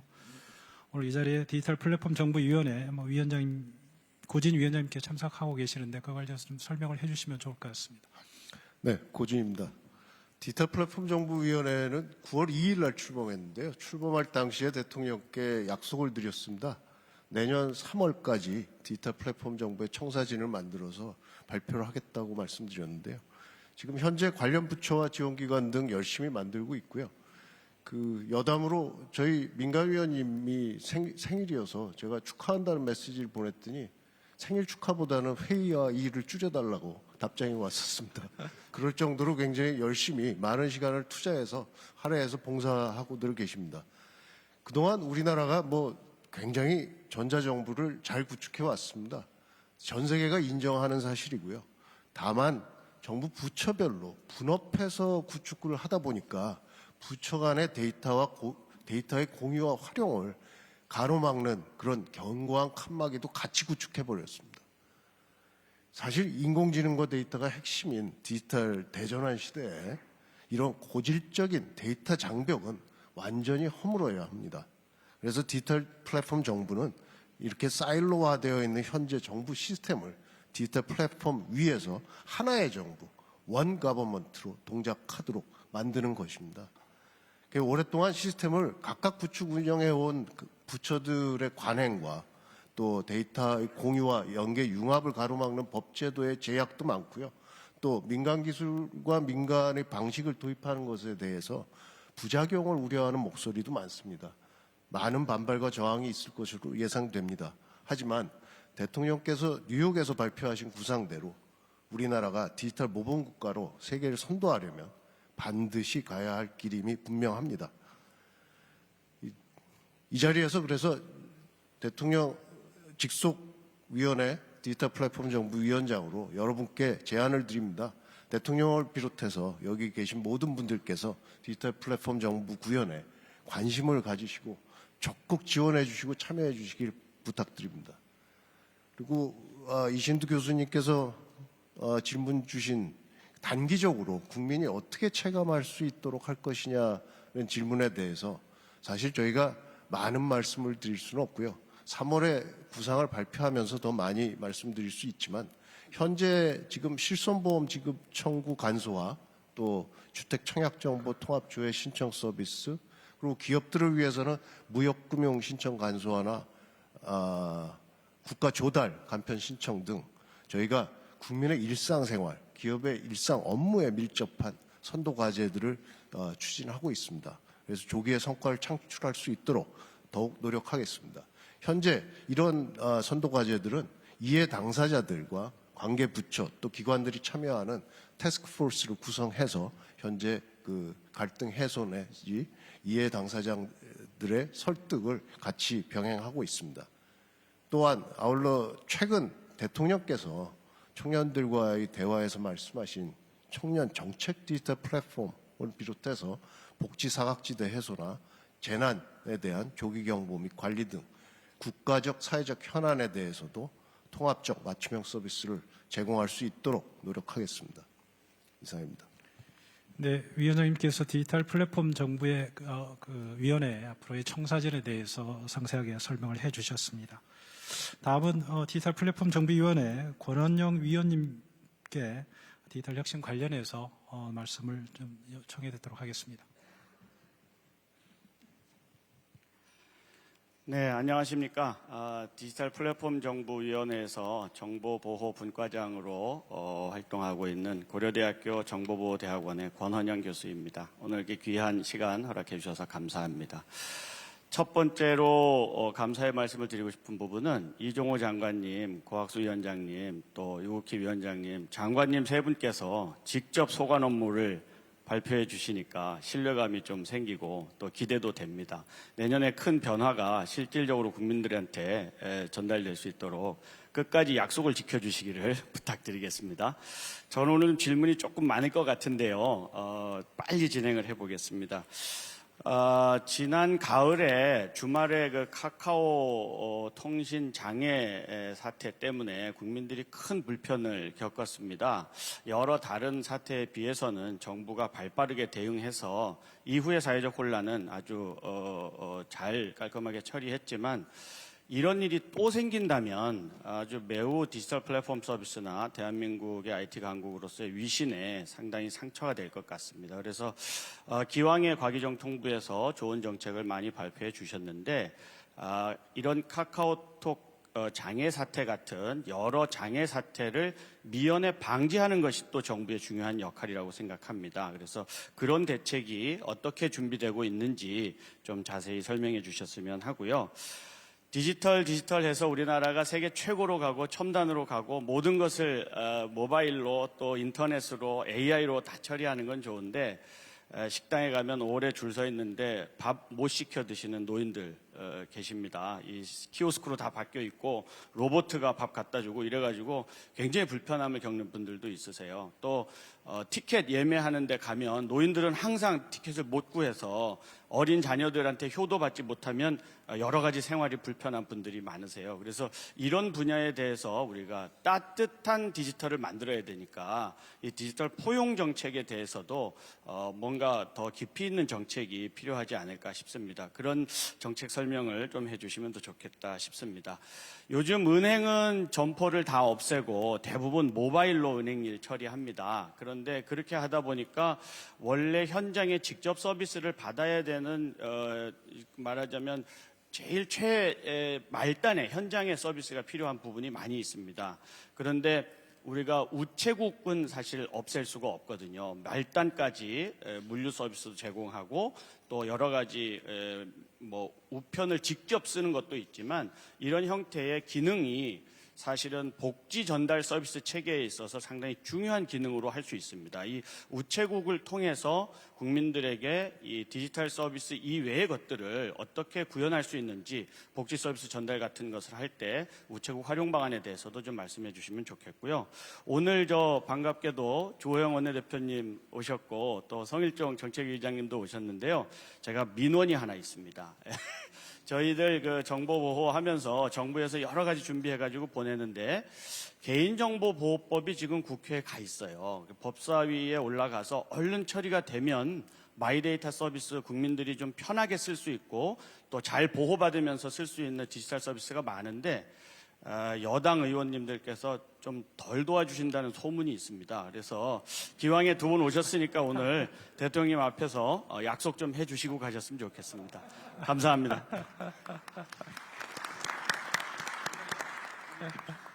네, 감사합니다. 방금 질문 주신 것과 관련해서 오늘 업무보고에서도 핵심 과제 중에 하나로 디지털 안심 포용사회 실현이라고 하는 과제를 보고를 드렸습니다. 그래서 첫 번째 질문인 디지털 안전망 구축에 관련해서는 과기정통부의 네트워크 정책을 총괄하고 있는 최성준 과장께서 좀 상세한 설명을 해주시면 좋겠습니다. 부탁드립니다. 예, 과기정통부 네트워크 정책과장 최성준입니다. 말씀 주신 것처럼 데이터 센터나 디지털 서비스와 같은 디지털 기반은 국민 생활, 산업, 경제는 물론 국가 안보를 유지하기 위한 핵심 인프라입니다. 디지털 기반에 대한 위협은 과거 부분적이고 국지적인 양상에서 전국적이고 복합적으로 변화하고 있습니다. 금년 사고를 보면 판교 데이터 센터 화재가 카카오의 메신저, 택시, 결제 등 디지털 서비스의 전국적인 장애로 이어졌습니다. 과기정통부는 전문가들과 함께 사고 원인을 세밀하게 분석해서 관련 사업자들에게 시정 요구를 하였고 디지털 재난대응 체계도 원점에서 재검토해서 기본이 튼튼한 디지털 재난대응 방안을 마련하고자 합니다. 먼저 데이터 센터는 화재 등 재난에 대비해서 사전 탐지 체계를 강화하고 구조적 안정성도 개선함으로써 생존성과 복원력을 높일 수 있도록 하고 디지털 서비스는 핵심 기능에 대한 이중화와 주기적 점검을 통해 국민 생활의 중요한 서비스가 끊김없이 지속될 수 있도록 하겠습니다. 중장기적으로는 디지털 서비스 안전법을 제정하여 산재된 디지털 서비스 재난안전 규정을 하나의 체계로 통합 연계하고 디지털 위기관리 대응 체계도 상시화할 계획입니다. 디지털 전환이 가속화될수록 디지털 인프라에 대한 의존성과 연결성은 더욱 높아집니다. 과기정통부는 디지털 시대가 요구하는 디지털 기반의 안정성 확보를 위해 최선을 다하겠습니다. 네, 감사합니다. 두 번째 질문은 따뜻한 디지털이라고 하는 관련해서 질문을 주셨는데 아마 많은 어르신들이 공감하는 그런 내용이라고 생각을 합니다. 디지털 사회에서 어르신을 포함한 취약계층을 포용할 수 있는 구체적 계획 관련해서는 디지털 정책을 총괄하고 계시는 박윤규 과기정통부 제2차관께 답변을 부탁드리도록 하겠습니다. 예, 과기정통부 2차관 박윤규입니다. 말씀 주신 대로 디지털이 심화되는 시기에 모든 국민들이 소외되지 않고 디지털의 혜택을 고루 누릴 수 있도록 하는 그런 디지털 포용 정책이 매우 중요하다고 생각합니다. 국민과 기업 입장에서는 편의성 제고라든지 생산성 제고를 위해서 키오스크를 많이 쓰고 있는데요. 어르신들께서는 글자가 작고 복잡한 조작 방법 때문에 어려움을 겪고 있고요. 시각장애인이나 지체장애인께서도 불편함을 많이 호소하시는 거로 알고 있습니다. 다만 이런 문제는 일부 취약계층의 문제라기보다는 경험적으로 보면 처음 이런 서비스를 이용할 때 모두가 조금씩 당혹감을 느꼈을 그런 문제이기도 하고요. 그리고 어쨌든 사람은 늙으면 고령층이 되기 때문에 이런 문제를 우리 모두의 문제로 인식하는 것이 굉장히 중요하다고 생각합니다.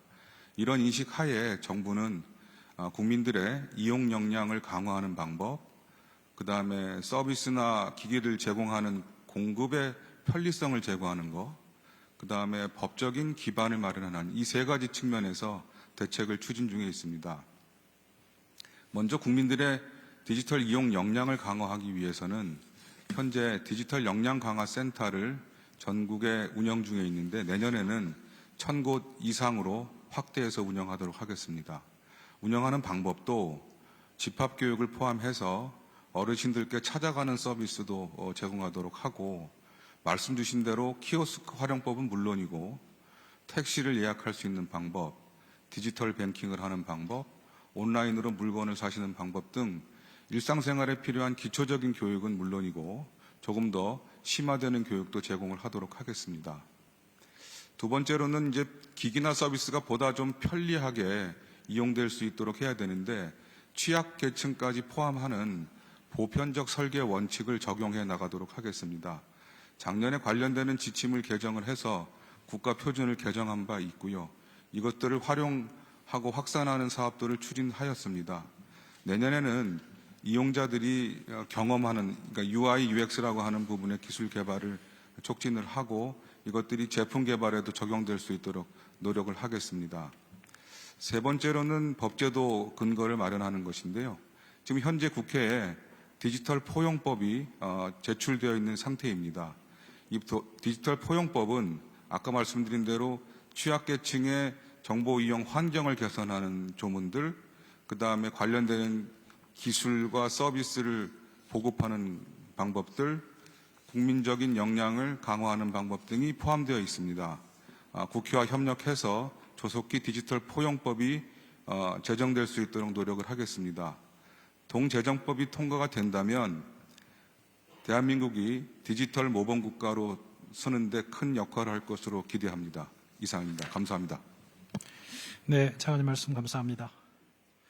세 번째 질문은 우정사업본부의 복지 서비스에 대해서 물으셨습니다. 우정사업본부에서는 디지털과 아날로그를 결합해서 우리 사회에 필요한 여러 가지 서비스를 제공하려고 노력하고 있는 것으로 알고 있습니다. 혹시 관련해서 대표적인 사례가 있으면 우정사업본부에서 오신 분 중에 한번 발표를 해주시면 좋겠습니다. 네, 안녕하십니까. 30여 년간 현장에서 근무해온 광화문 우체국장 박한선입니다. 말씀 주신 것처럼 우정사업본부는 전국 3,500여 개 우체국과 2만여 집배원이 전국을 다니면서 국민에게 매일 소식을 전하고 소통하는 등 디지털과 아날로그가 만나는 최접점 기관입니다. 디지털 전환 가속화 속에서도 소외계층에서의 복지 사각지대 해소를 위해 지역 우체국망을 활용하여 복지등기 우편 서비스를 시범 운영 중에 있습니다. 복지등기는 집배원이 복지위기 의심 가구에 지자체의 복지 서비스 정보를 배달하면서 주거 환경, 생활 실태 등을 파악하여 지자체에 전달하는 서비스입니다. 단전, 단수, 체납 등 빅데이터를 파악한 위기 의심 가구 중에서 지자체가 대상을 선정하면 집배원이 이 가구들에게 복지 우편물을 배달하면서 건강 상태, 거주 환경 등 체크리스트를 가지고 면담과 관찰을 하고 지자체에 전달하게 됩니다. 지자체의 인력난 등으로 파악하기 곤란한 생활 실태 등을 집배원이 확인함으로써 지자체는 이 중에서 필요한 가구만 방문하고 복지 행정 집행 업무에 집중할 수 있습니다. 올해 하반기부터 부산 영도구를 시작으로 8개 지자체에서 시범 운영하면서 약 4,500가구의 서비스를 제공하였고 이 중 약 10% 가구가 전에는 몰랐던 정부 복지 혜택을 보게 하여 초기부터 큰 효과가 있었습니다. 집배원은 지역 정보가 밝아서 위기 정보 습득이 가능하며 투명한 사명감으로 신속 대응이 가능합니다. 지자체에서도 추가 인력 투입 없이 적은 비용만으로 복지 사각지대가 발굴되어 만족감을 나타내고 있습니다. 이 외에도 내년 1월부터는 환경오염의 원인이 되는 폐의약품 수거 서비스도 시작하게 됩니다. 앞으로도 생활 밀착형 인프라를 가진 정부기관으로서 소명감을 가지고 사회적 약자 보호뿐만 아니라 디지털 혁신의 보완 역할을 성실히 수행하도록 하겠습니다. 감사합니다.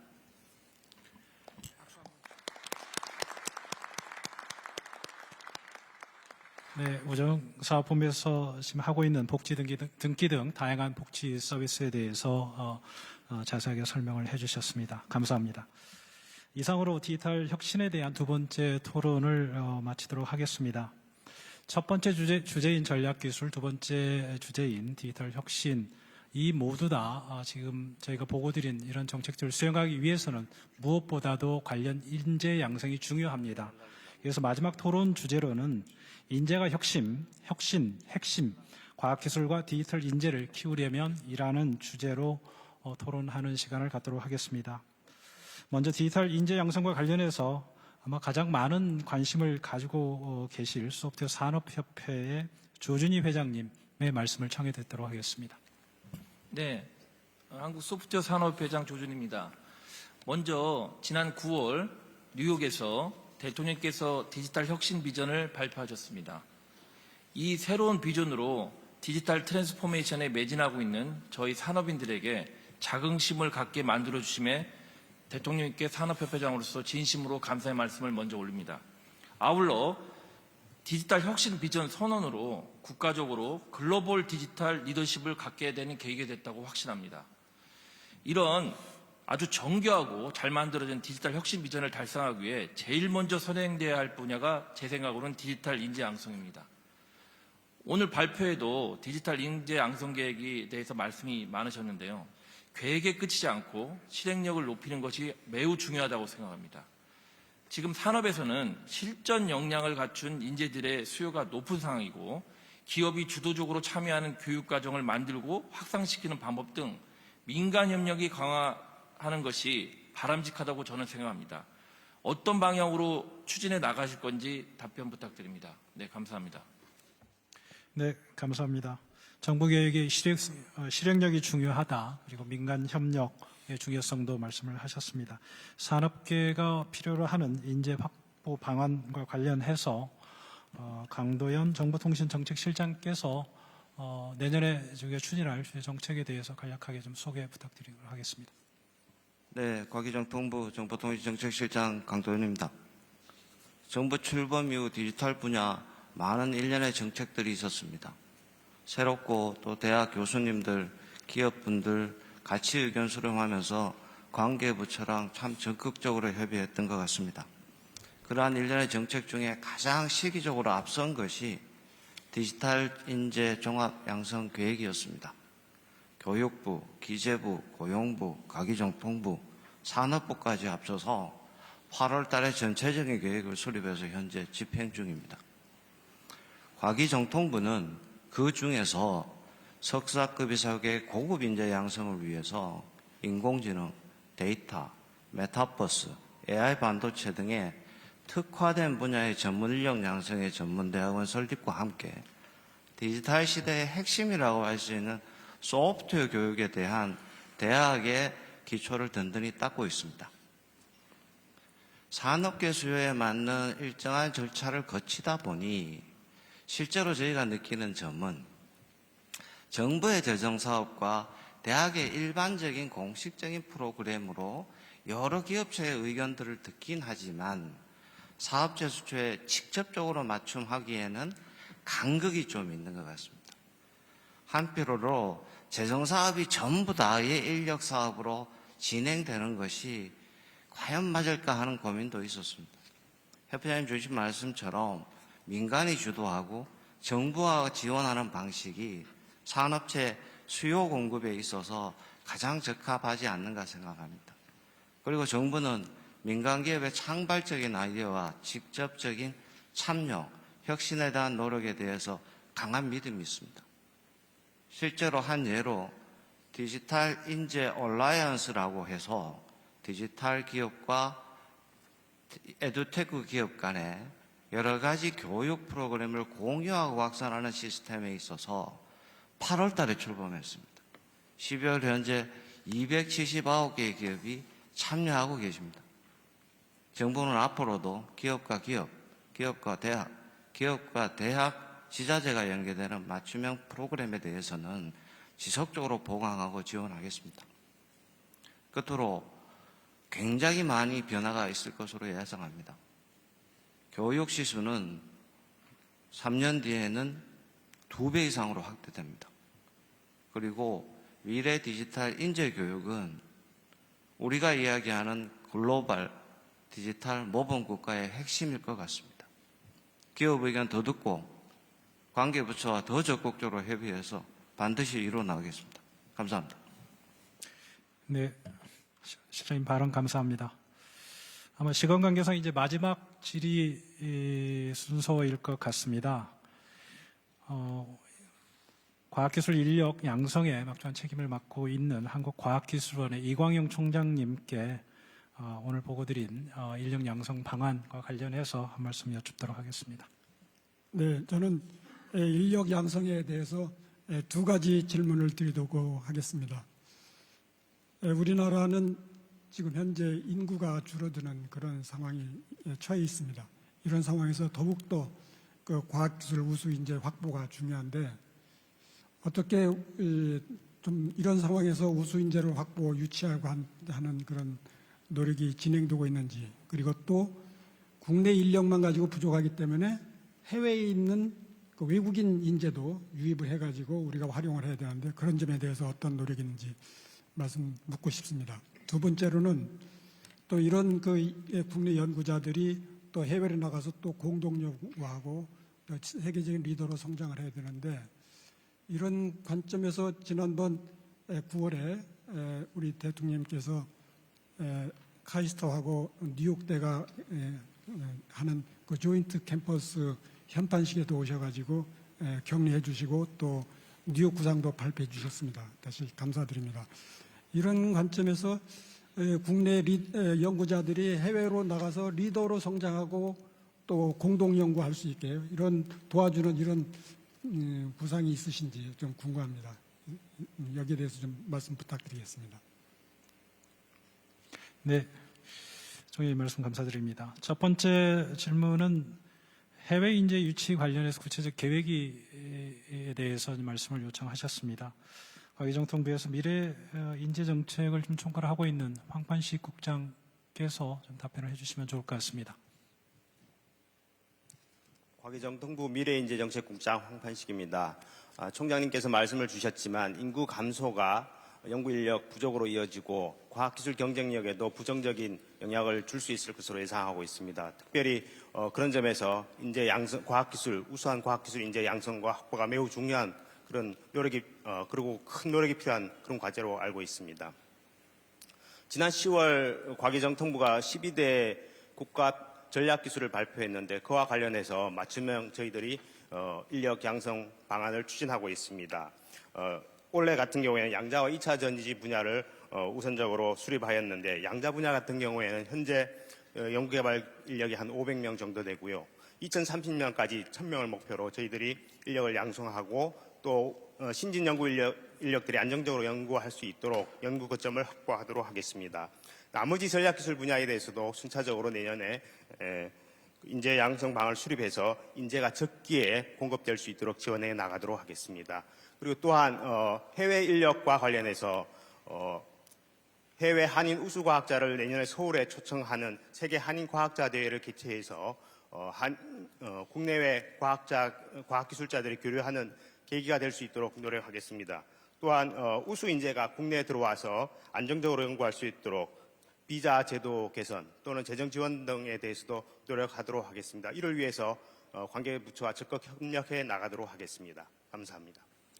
네, 국장님 말씀 감사합니다. 두 번째 질문은 국내 연구자들을 어떻게 세계적인 연구 리더로 성장시킬 건가, 거기에 대한 구체적인 지원 방안은 무엇이 있는가에 대해서 질문을 주셨는데요. 이와 관련해서 오늘 업무 보고를 해주신 과기정통부 이종호 장관님께 말씀을 청해 듣도록 하겠습니다. 예, 세계적인 그 연구 리더라고 하면 통상적으로 굉장히 그 임팩트 팩터가 높은 저널에 논문을 다수 발표를 하고 또 인용수도 많은 분들을 얘기합니다. 근데 또 한편으로 빼놓을 수 없는 분들이 누구냐 하면은 산업적으로 아주 그 선도적인 기술로 기여를 많이 하신 분들입니다. 그분도 틀림없이 세계적인 연구 리더라고 생각합니다. 이분들의 이제 그 공통점은 한 분야에서 굉장히 깊이를 전문성을 더한 이런 분들입니다. 그래서 남다른 통찰력을 가지고 계시고요. 연구계의 퍼스트 무브라고 할 수 있는 분들이라고 생각합니다. 그래서 이분들을 위해서는 기본적으로 이제 기초 과목 정말 그 충실히 이수해야 될 것 같고요. 우리 총장님 말씀하신 대로 해외 우수한 연구 인력들과 시설들에서 또 이렇게 교류를 통해서 많은 그 영감을 얻고 선도적인 그 지식을 얻을 수 있는 그런 기회를 열어줘야 된다고 생각합니다. 이분들이 이제 연구를 함에 있어서 좀 이렇게 간섭을 좀 덜 받아야 될 필요도 있고요. 연구비를 좀 장기적으로 지원받아야 되는 그런 필요성도 있습니다. 사실 지난 9월에 그 토론토대 행사에서 그 AI 쪽에 인공지능 쪽에 굉장히 유명하신 제프리 힌턴 교수께서도 작지도 많지도 않은 연구비를 장기적으로 지원해야 된다. 그래야지 잘한다. 그런 말씀을 하신 바 있습니다. 그래서 곽희정 통부는 그 일례로 2023년에 한우물 파기 과제를 신설해서 시행하려고 하고 있습니다. 젊은 연구자가 10년 이상 연구를 할 수 있고 평가는 5년 주기로 하고요. 간섭을 최소화하는 거죠. 그리고 중복도 허용합니다. 사실 그 중복이라는 개념이 우리가 이제 소득 3,000불 시대에는 중복이 굉장히 중요하고 중복 과세는 못하게 하는 그런 게 있었지만 지금은 소득 3만 불 이상의 그 나라가 되었는데 여전히 이제 중복이 과제에 문제되고 이런 경우가 있는데 이런 거를 이제 다르게 해석해야 될 필요도 있다 이렇게 생각을 합니다. 한편으로 또 중요한 것이 우리의 뛰어난 그 박사들, 신진 박사들을 그 세종 펠로우십 프로그램을 통해서 해외 유수기관에서 실제 거기서 직접 경험해 볼 수 있는 그런 기회도 줘서 세계적인 그 연구 리더로 성장할 수 있도록 해야 된다고 생각합니다. 곽희정 통부는 이러한 점에 있어서 소홀함이 없도록 적극 지원을 하도록 하겠습니다. 감사합니다.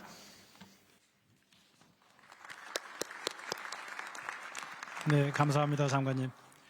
이상으로 금일 토론을 정리하도록 하겠습니다. 토론에 참여하여 귀한 말씀 나눠주신 민간 전문가 및 정부 관계자분들께 진심으로 감사드립니다. 오늘 논의된 내용을 바탕으로 업무보고 내용이 국민들께 보다 더 잘 전달될 수 있지 않았을까 생각합니다. 금일 토론을 마무리하면서 정리 발언을 듣는 시간을 갖도록 하겠습니다. 금일 이 자리에는 정부뿐만 아니고 국회에서도 자리를 함께 하고 계십니다. 국민의힘 주호영 원내대표님께 한 말씀 청해 듣도록 하겠습니다. 다들 최고 전문가시고 전만 문외한인 것 같아서 주눅이 좀 들었습니다만은 오늘 공부 많이 했습니다. 저희들 국회에서 보면 R&D 예산이 30조, 그다음에 민간까지 합치면 100조로서 우리나라가 결코 R&D 예산이 적은 나라가 아닌데 성과는 많이 낮다고 평가를 받고 있습니다. 그 이유가 선택과 집중이 되지 않고 R&D를 그냥 나누어 먹게 하기 때문에 그렇다는 지적을 여러 차례 들었습니다. 그래서 R&D를 선택과 집중을 해서 중복이나 유사 연구를 방지하고 꼭 성공 가능성이 있는데 좀 집중했으면 좋지 않을까 하는 그런 의견을 하나 말씀드리고요. 그다음에 우수 인재 양성과 관련해서는 지금 우리 초중고가 그 입시 위주의 공부를 하고 공교육이 많이 뒤떨어져서 소위 과학 영재들을 일찍부터 발굴하고 지원해주는 시스템이 많이 부족합니다. 그리고 단위 학교에 그것을 맡겨서는 쉽지 않기 때문에 교육청 단위로 여러 학교를 아울러서 과학 영재 이런 사람들을 일찍부터 좀 그 용기를 북돋워주고 할 수 있는 선생님의 차원을 넘어서는 최고의 과학자들이나 대학 교수 이런 분들이 어릴 때부터 서로 만나는 기회를 갖고 하는 그런 것이 좀 됐으면 좋겠습니다. 그다음에 우리 권헌영 교수님 말씀하신 개인정보보호법은 일단 오늘은 통과 안 되도록 되어 있습니다만은 우리 최장혁 사무처장이 제 방에 3번이나 찾아와서 압력을 넣고 가고 이런데 다음 2월 국회 때는 통과될 수 있도록 노력을 하고 어디서 여당 의원들이 비협조적이라는 것은 가짜 뉴스인 것 같습니다. 제가 제일 하고 싶은 게 집권 다수당 원내대표인데 지금 집권당 원내대표기는 한데 다수당이 아니어서 애로사항이 많습니다. 여러분들이 꼭 필요한 것이 있으면 저희들도 노력하겠지만은 야당 의원들을 설득하는 일을 하고 야당의 이 과학기술 쪽에 있는 분들에게 그분들이 앞장서도록 만들어 놓는 것이 제일 중요하다고 생각이 듭니다. 그래서 개인정보보호법하고 그다음에 또 디지털 포용법 빨리 통과될 수 있도록 최선을 다하도록 하겠습니다.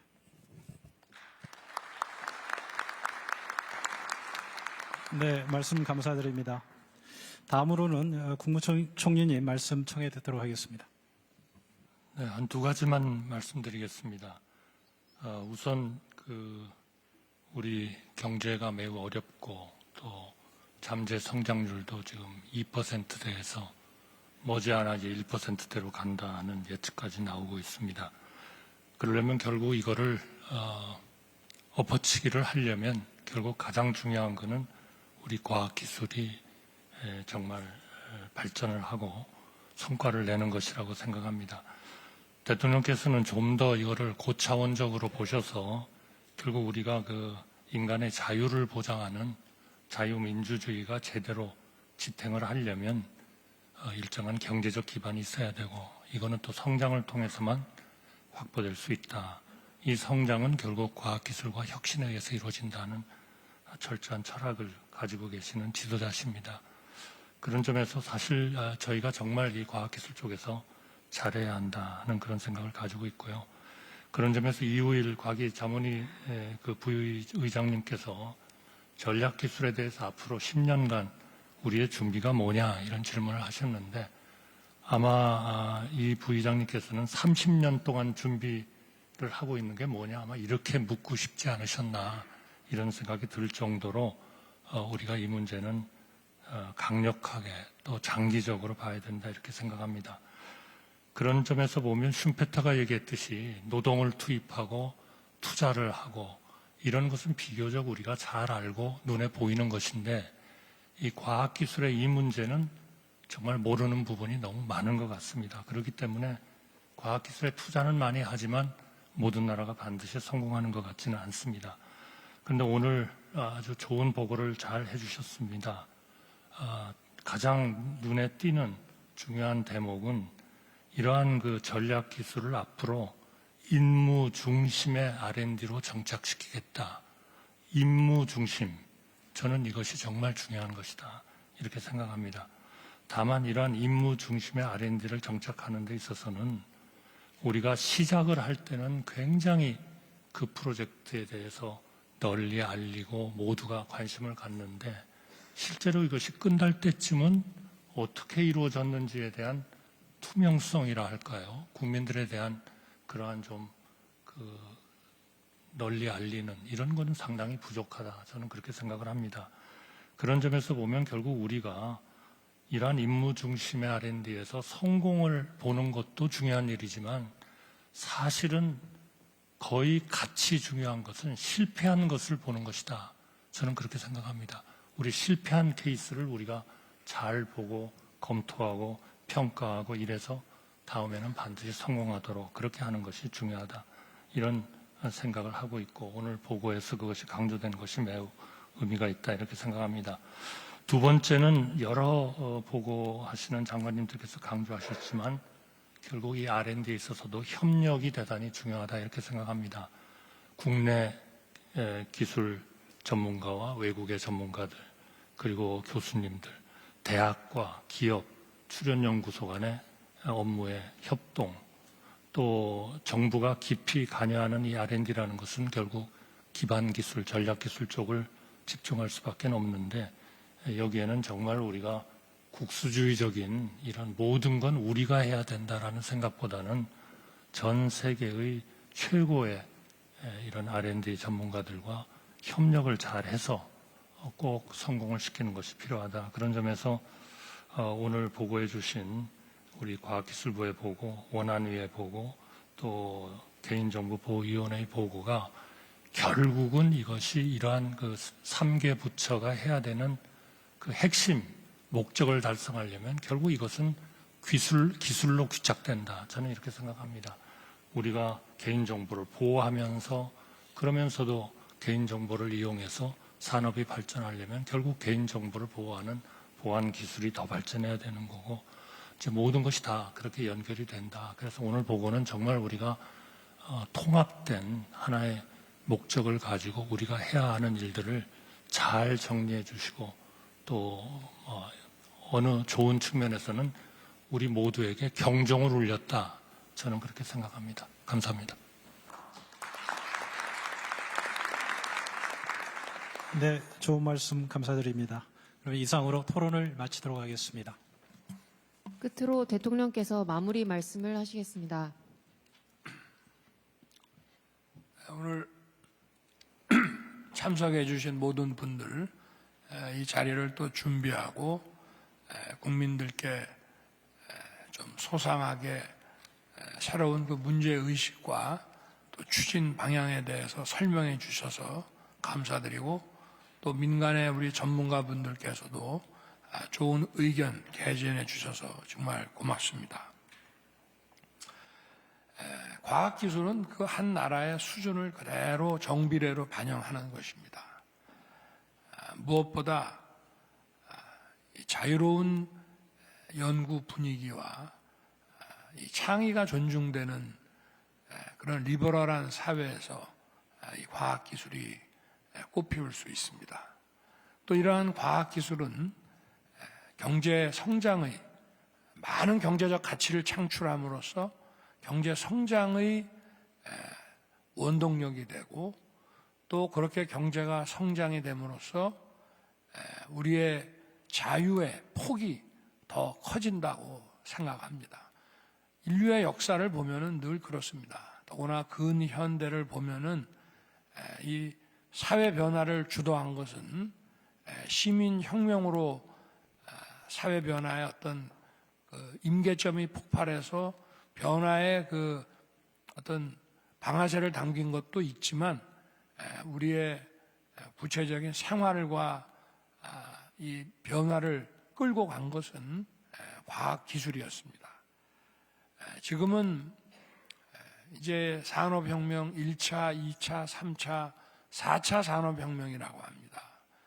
4차 산업혁명은 한마디로 디지털 심화, 이걸 4차 산업혁명이라고도 하지만 디지털 소피스티케이션이라고도 얘기를 합니다. 혁신보다 더 나아간 것이라고 할 수가 있죠. 그냥 우리 정부 차원에서도 디지털 정부에서 이제 플랫폼 정부로 변화해 가는 그런 지금 4차 산업혁명 디지털 심화의 우리가 단계에 와 있습니다. 모든 이 과학적 연구가 종전과 같은 아날로그 식의 그런 실험이 아니고 이제 디지털 방식을 이용한 데이터 처리를 통해서 많은 실험이 이루어지고 그 속도가 정말 빛의 속도로 발전하고 있습니다. 이 디지털 심화 4차 산업혁명에서 우리가 정말 소중하게 생각해야 될 그 질서와 그 규범이 있습니다. 질서와 규범이 제대로 잡혀야만 이 디지털 심화가 더 고도화될 수가 있습니다. 그것이 저는 이 디지털 그 심화라고 하는 것이 인간의 자유를 억압하는 그런 독재화의 길이 아니라 인간이 더 자유롭고 더 공평하게 자유를 누릴 수 있는 방향으로 자유사회를 더 지향하는 방향으로 우리 디지털화가 진행돼야 된다는 것이고 그리고 이 디지털화가 진행됨으로 인해서 생기는 이 격차, 개인 간의 격차, 아까 노인분들께서 이런 디지털 뱅킹 이런 거 이용하시기 어렵다고 했는데 소위 이런 디지털 디바이드를 축소시켜서 또 국가적으로도 마찬가지입니다. 디지털 혁신을 고도화시켜서 엄청난 그런 GDP와 경제적 가치를 창출하는 나라가 있는 반면에 국가 간의 양극화가 더 벌어진다고 한다면은 이런 세계 평화가 유지되기 또 어려운 부분이 많이 있습니다. 그래서 우리가 어려운 나라에게 뭐 식량을 비롯한 ODA 원조도 많이 합니다만은 이 디지털 격차를 세계 인류가 함께 또 국내에서도 계층과 연령과 이런 거와 관계없이 이런 디지털 디바이드를 축소해서 모두 함께 이런 디지털 혁신을 통해서 누릴 수 있는 그런 가치를 함께 공유할 수 있는 그런 문화가 만들어져야 된다는 것이고 세 번째로는 소위 이런 디지털 정보라든지 이런 교육 기회에 있어서 공정한 접근이 이루어져야 된다는 것입니다. 디지털 심화 과정에 있어서 모든 국민 또 모든 국가가 공정한 기회를 누릴 수 있어야 거기로부터 얻어지는 결과에 대해서 다 함께 받아들여지고 바로 그것이 사회 갈등과 갈등이 해소되고 평화가 유지된다는 것입니다. 이런 디지털 규범 질서를 토대로 하지 않고 디지털 심화가 빈익빈 부익부를 더 벌리고 또 문화적인 그 양극화를 더 심화시킨다고 한다면은 이 디지털 이 혁신이 더 발전하고 진행되기 어려울 것입니다. 그런 말씀을 좀 드리고 싶고요.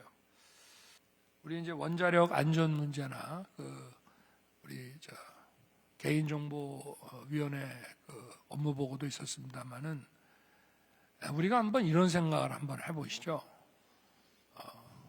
법적으로 이런 소유권이라는 것이 확실하게 보장되지 않는 사회에서 자유로운 거래의 그 어떤 활성화가 이루어질 수 있겠습니까? 그러니까 소위 말해서 내 데이터와 내 정보에 대한 확실한 보장과 그 자기 결정권이라는 것이 보장되지 않는 사회에서 그 내 정보, 내 데이터의 원활한 어떤 이동과 그 거래와 교환이 이루어질 수 있겠냐 이런 말입니다. 그래서 오늘 개인정보보호위원장께서도 말씀을 하셨지만 이 두 가지가 함께 가야 된다는 것입니다. 사유재산권이라고 하는 질서가 확립이 돼야 이걸 토대로 해서 더 왕성한 거래와 교환과 이동이 가능한 것이기 때문에 우리가 이 다양한 분야에 있어서의 그 디지털 심화를 발전시켜 나가기 위해서는 그 전제로서 그 개인 정보가 더 확실하게 보장되고 또 자기 결정권을 가질 수 있는 그런 법제와 기술이 확보가 돼야 된다는 것을 다시 한번 강조하고 싶고 또 이걸 토대로 해서 우리가 이런 그 플랫폼 정부 또 4차 산업혁명에 맞는 이런 데이터의 속도감 있는 어떤 이동을 통해서 우리의 경제적 가치를 고도화시킬 수 있다고 생각합니다. 그리고 원자력 안전위의 그 업무보고와 관련해서는 원자력의 안전한 그 이용과 관련해서는 설계 감리 기술, 시공 기술, 그리고 안전에 관한 기술, 그리고 핵 폐기물 처리에 관한 기술, 이런 여러 분야의 높은 기술 수준이 필요합니다. 그래서 이 원자력 안전위원회에서도 우리 이 기술을 세계 최고 수준의 고급 기술로서 원자력 안전, 또 나아가서는 우리 핵 폐기물 처리에 관해서도 우리가 지금 시공에 관해서는 세계적인 어디에 내놔도 부끄럽지 않은 기술을 가지고 있고, 저도 다자 회의 때 가서 외국 정상들에게 우리 그 APR 1400의 어떤 그 우수성에 대해서 홍보를 많이 합니다. 아주 자신 있게 합니다. 그렇지만 이 안전 문제와 또 폐기물 처리 문제에 대해서도 세계 최고의 그 기술을 확보할 수 있도록 좀 더 국제화하고, 그리고 국제 교류도 원활하게 하고, 이런 최고 수준의 이 기술을 유지하기 위해서, 확보하고 유지하기 위해서는 아주 높은 수준의 이런 이 국제적인 이런 교류 협력이 매우 중요하다고 생각합니다. 선진국과의 교류도 중요하고, 또 원자력의 안전 이용에 관해서 활동하고 있는 국제기구인 IAEA와도 원활한 협력 관계를 형성해 나가기를 당부드리겠습니다. 오늘 여러 번 하여튼 이렇게 우리 이제 향후 2023년도에 우리 과학 정책, 디지털 정책에 대해서 여러분의 의견을 듣고 나니까 정말 우리가 많은 어려움이 있더라도 잘 헤쳐나갈 수 있겠다. 또 대한민국이 도약하고 비약적으로 성장하는데 어떤 자신감을 갖게 됩니다. 내년에 여러분들의 건승과 분투를 당부드리겠습니다. 고맙습니다.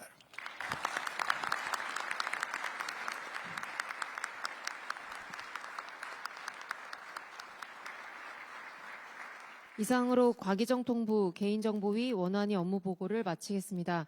대통령께서 먼저 이동하시겠습니다. 일어나서 큰 박수 부탁드립니다.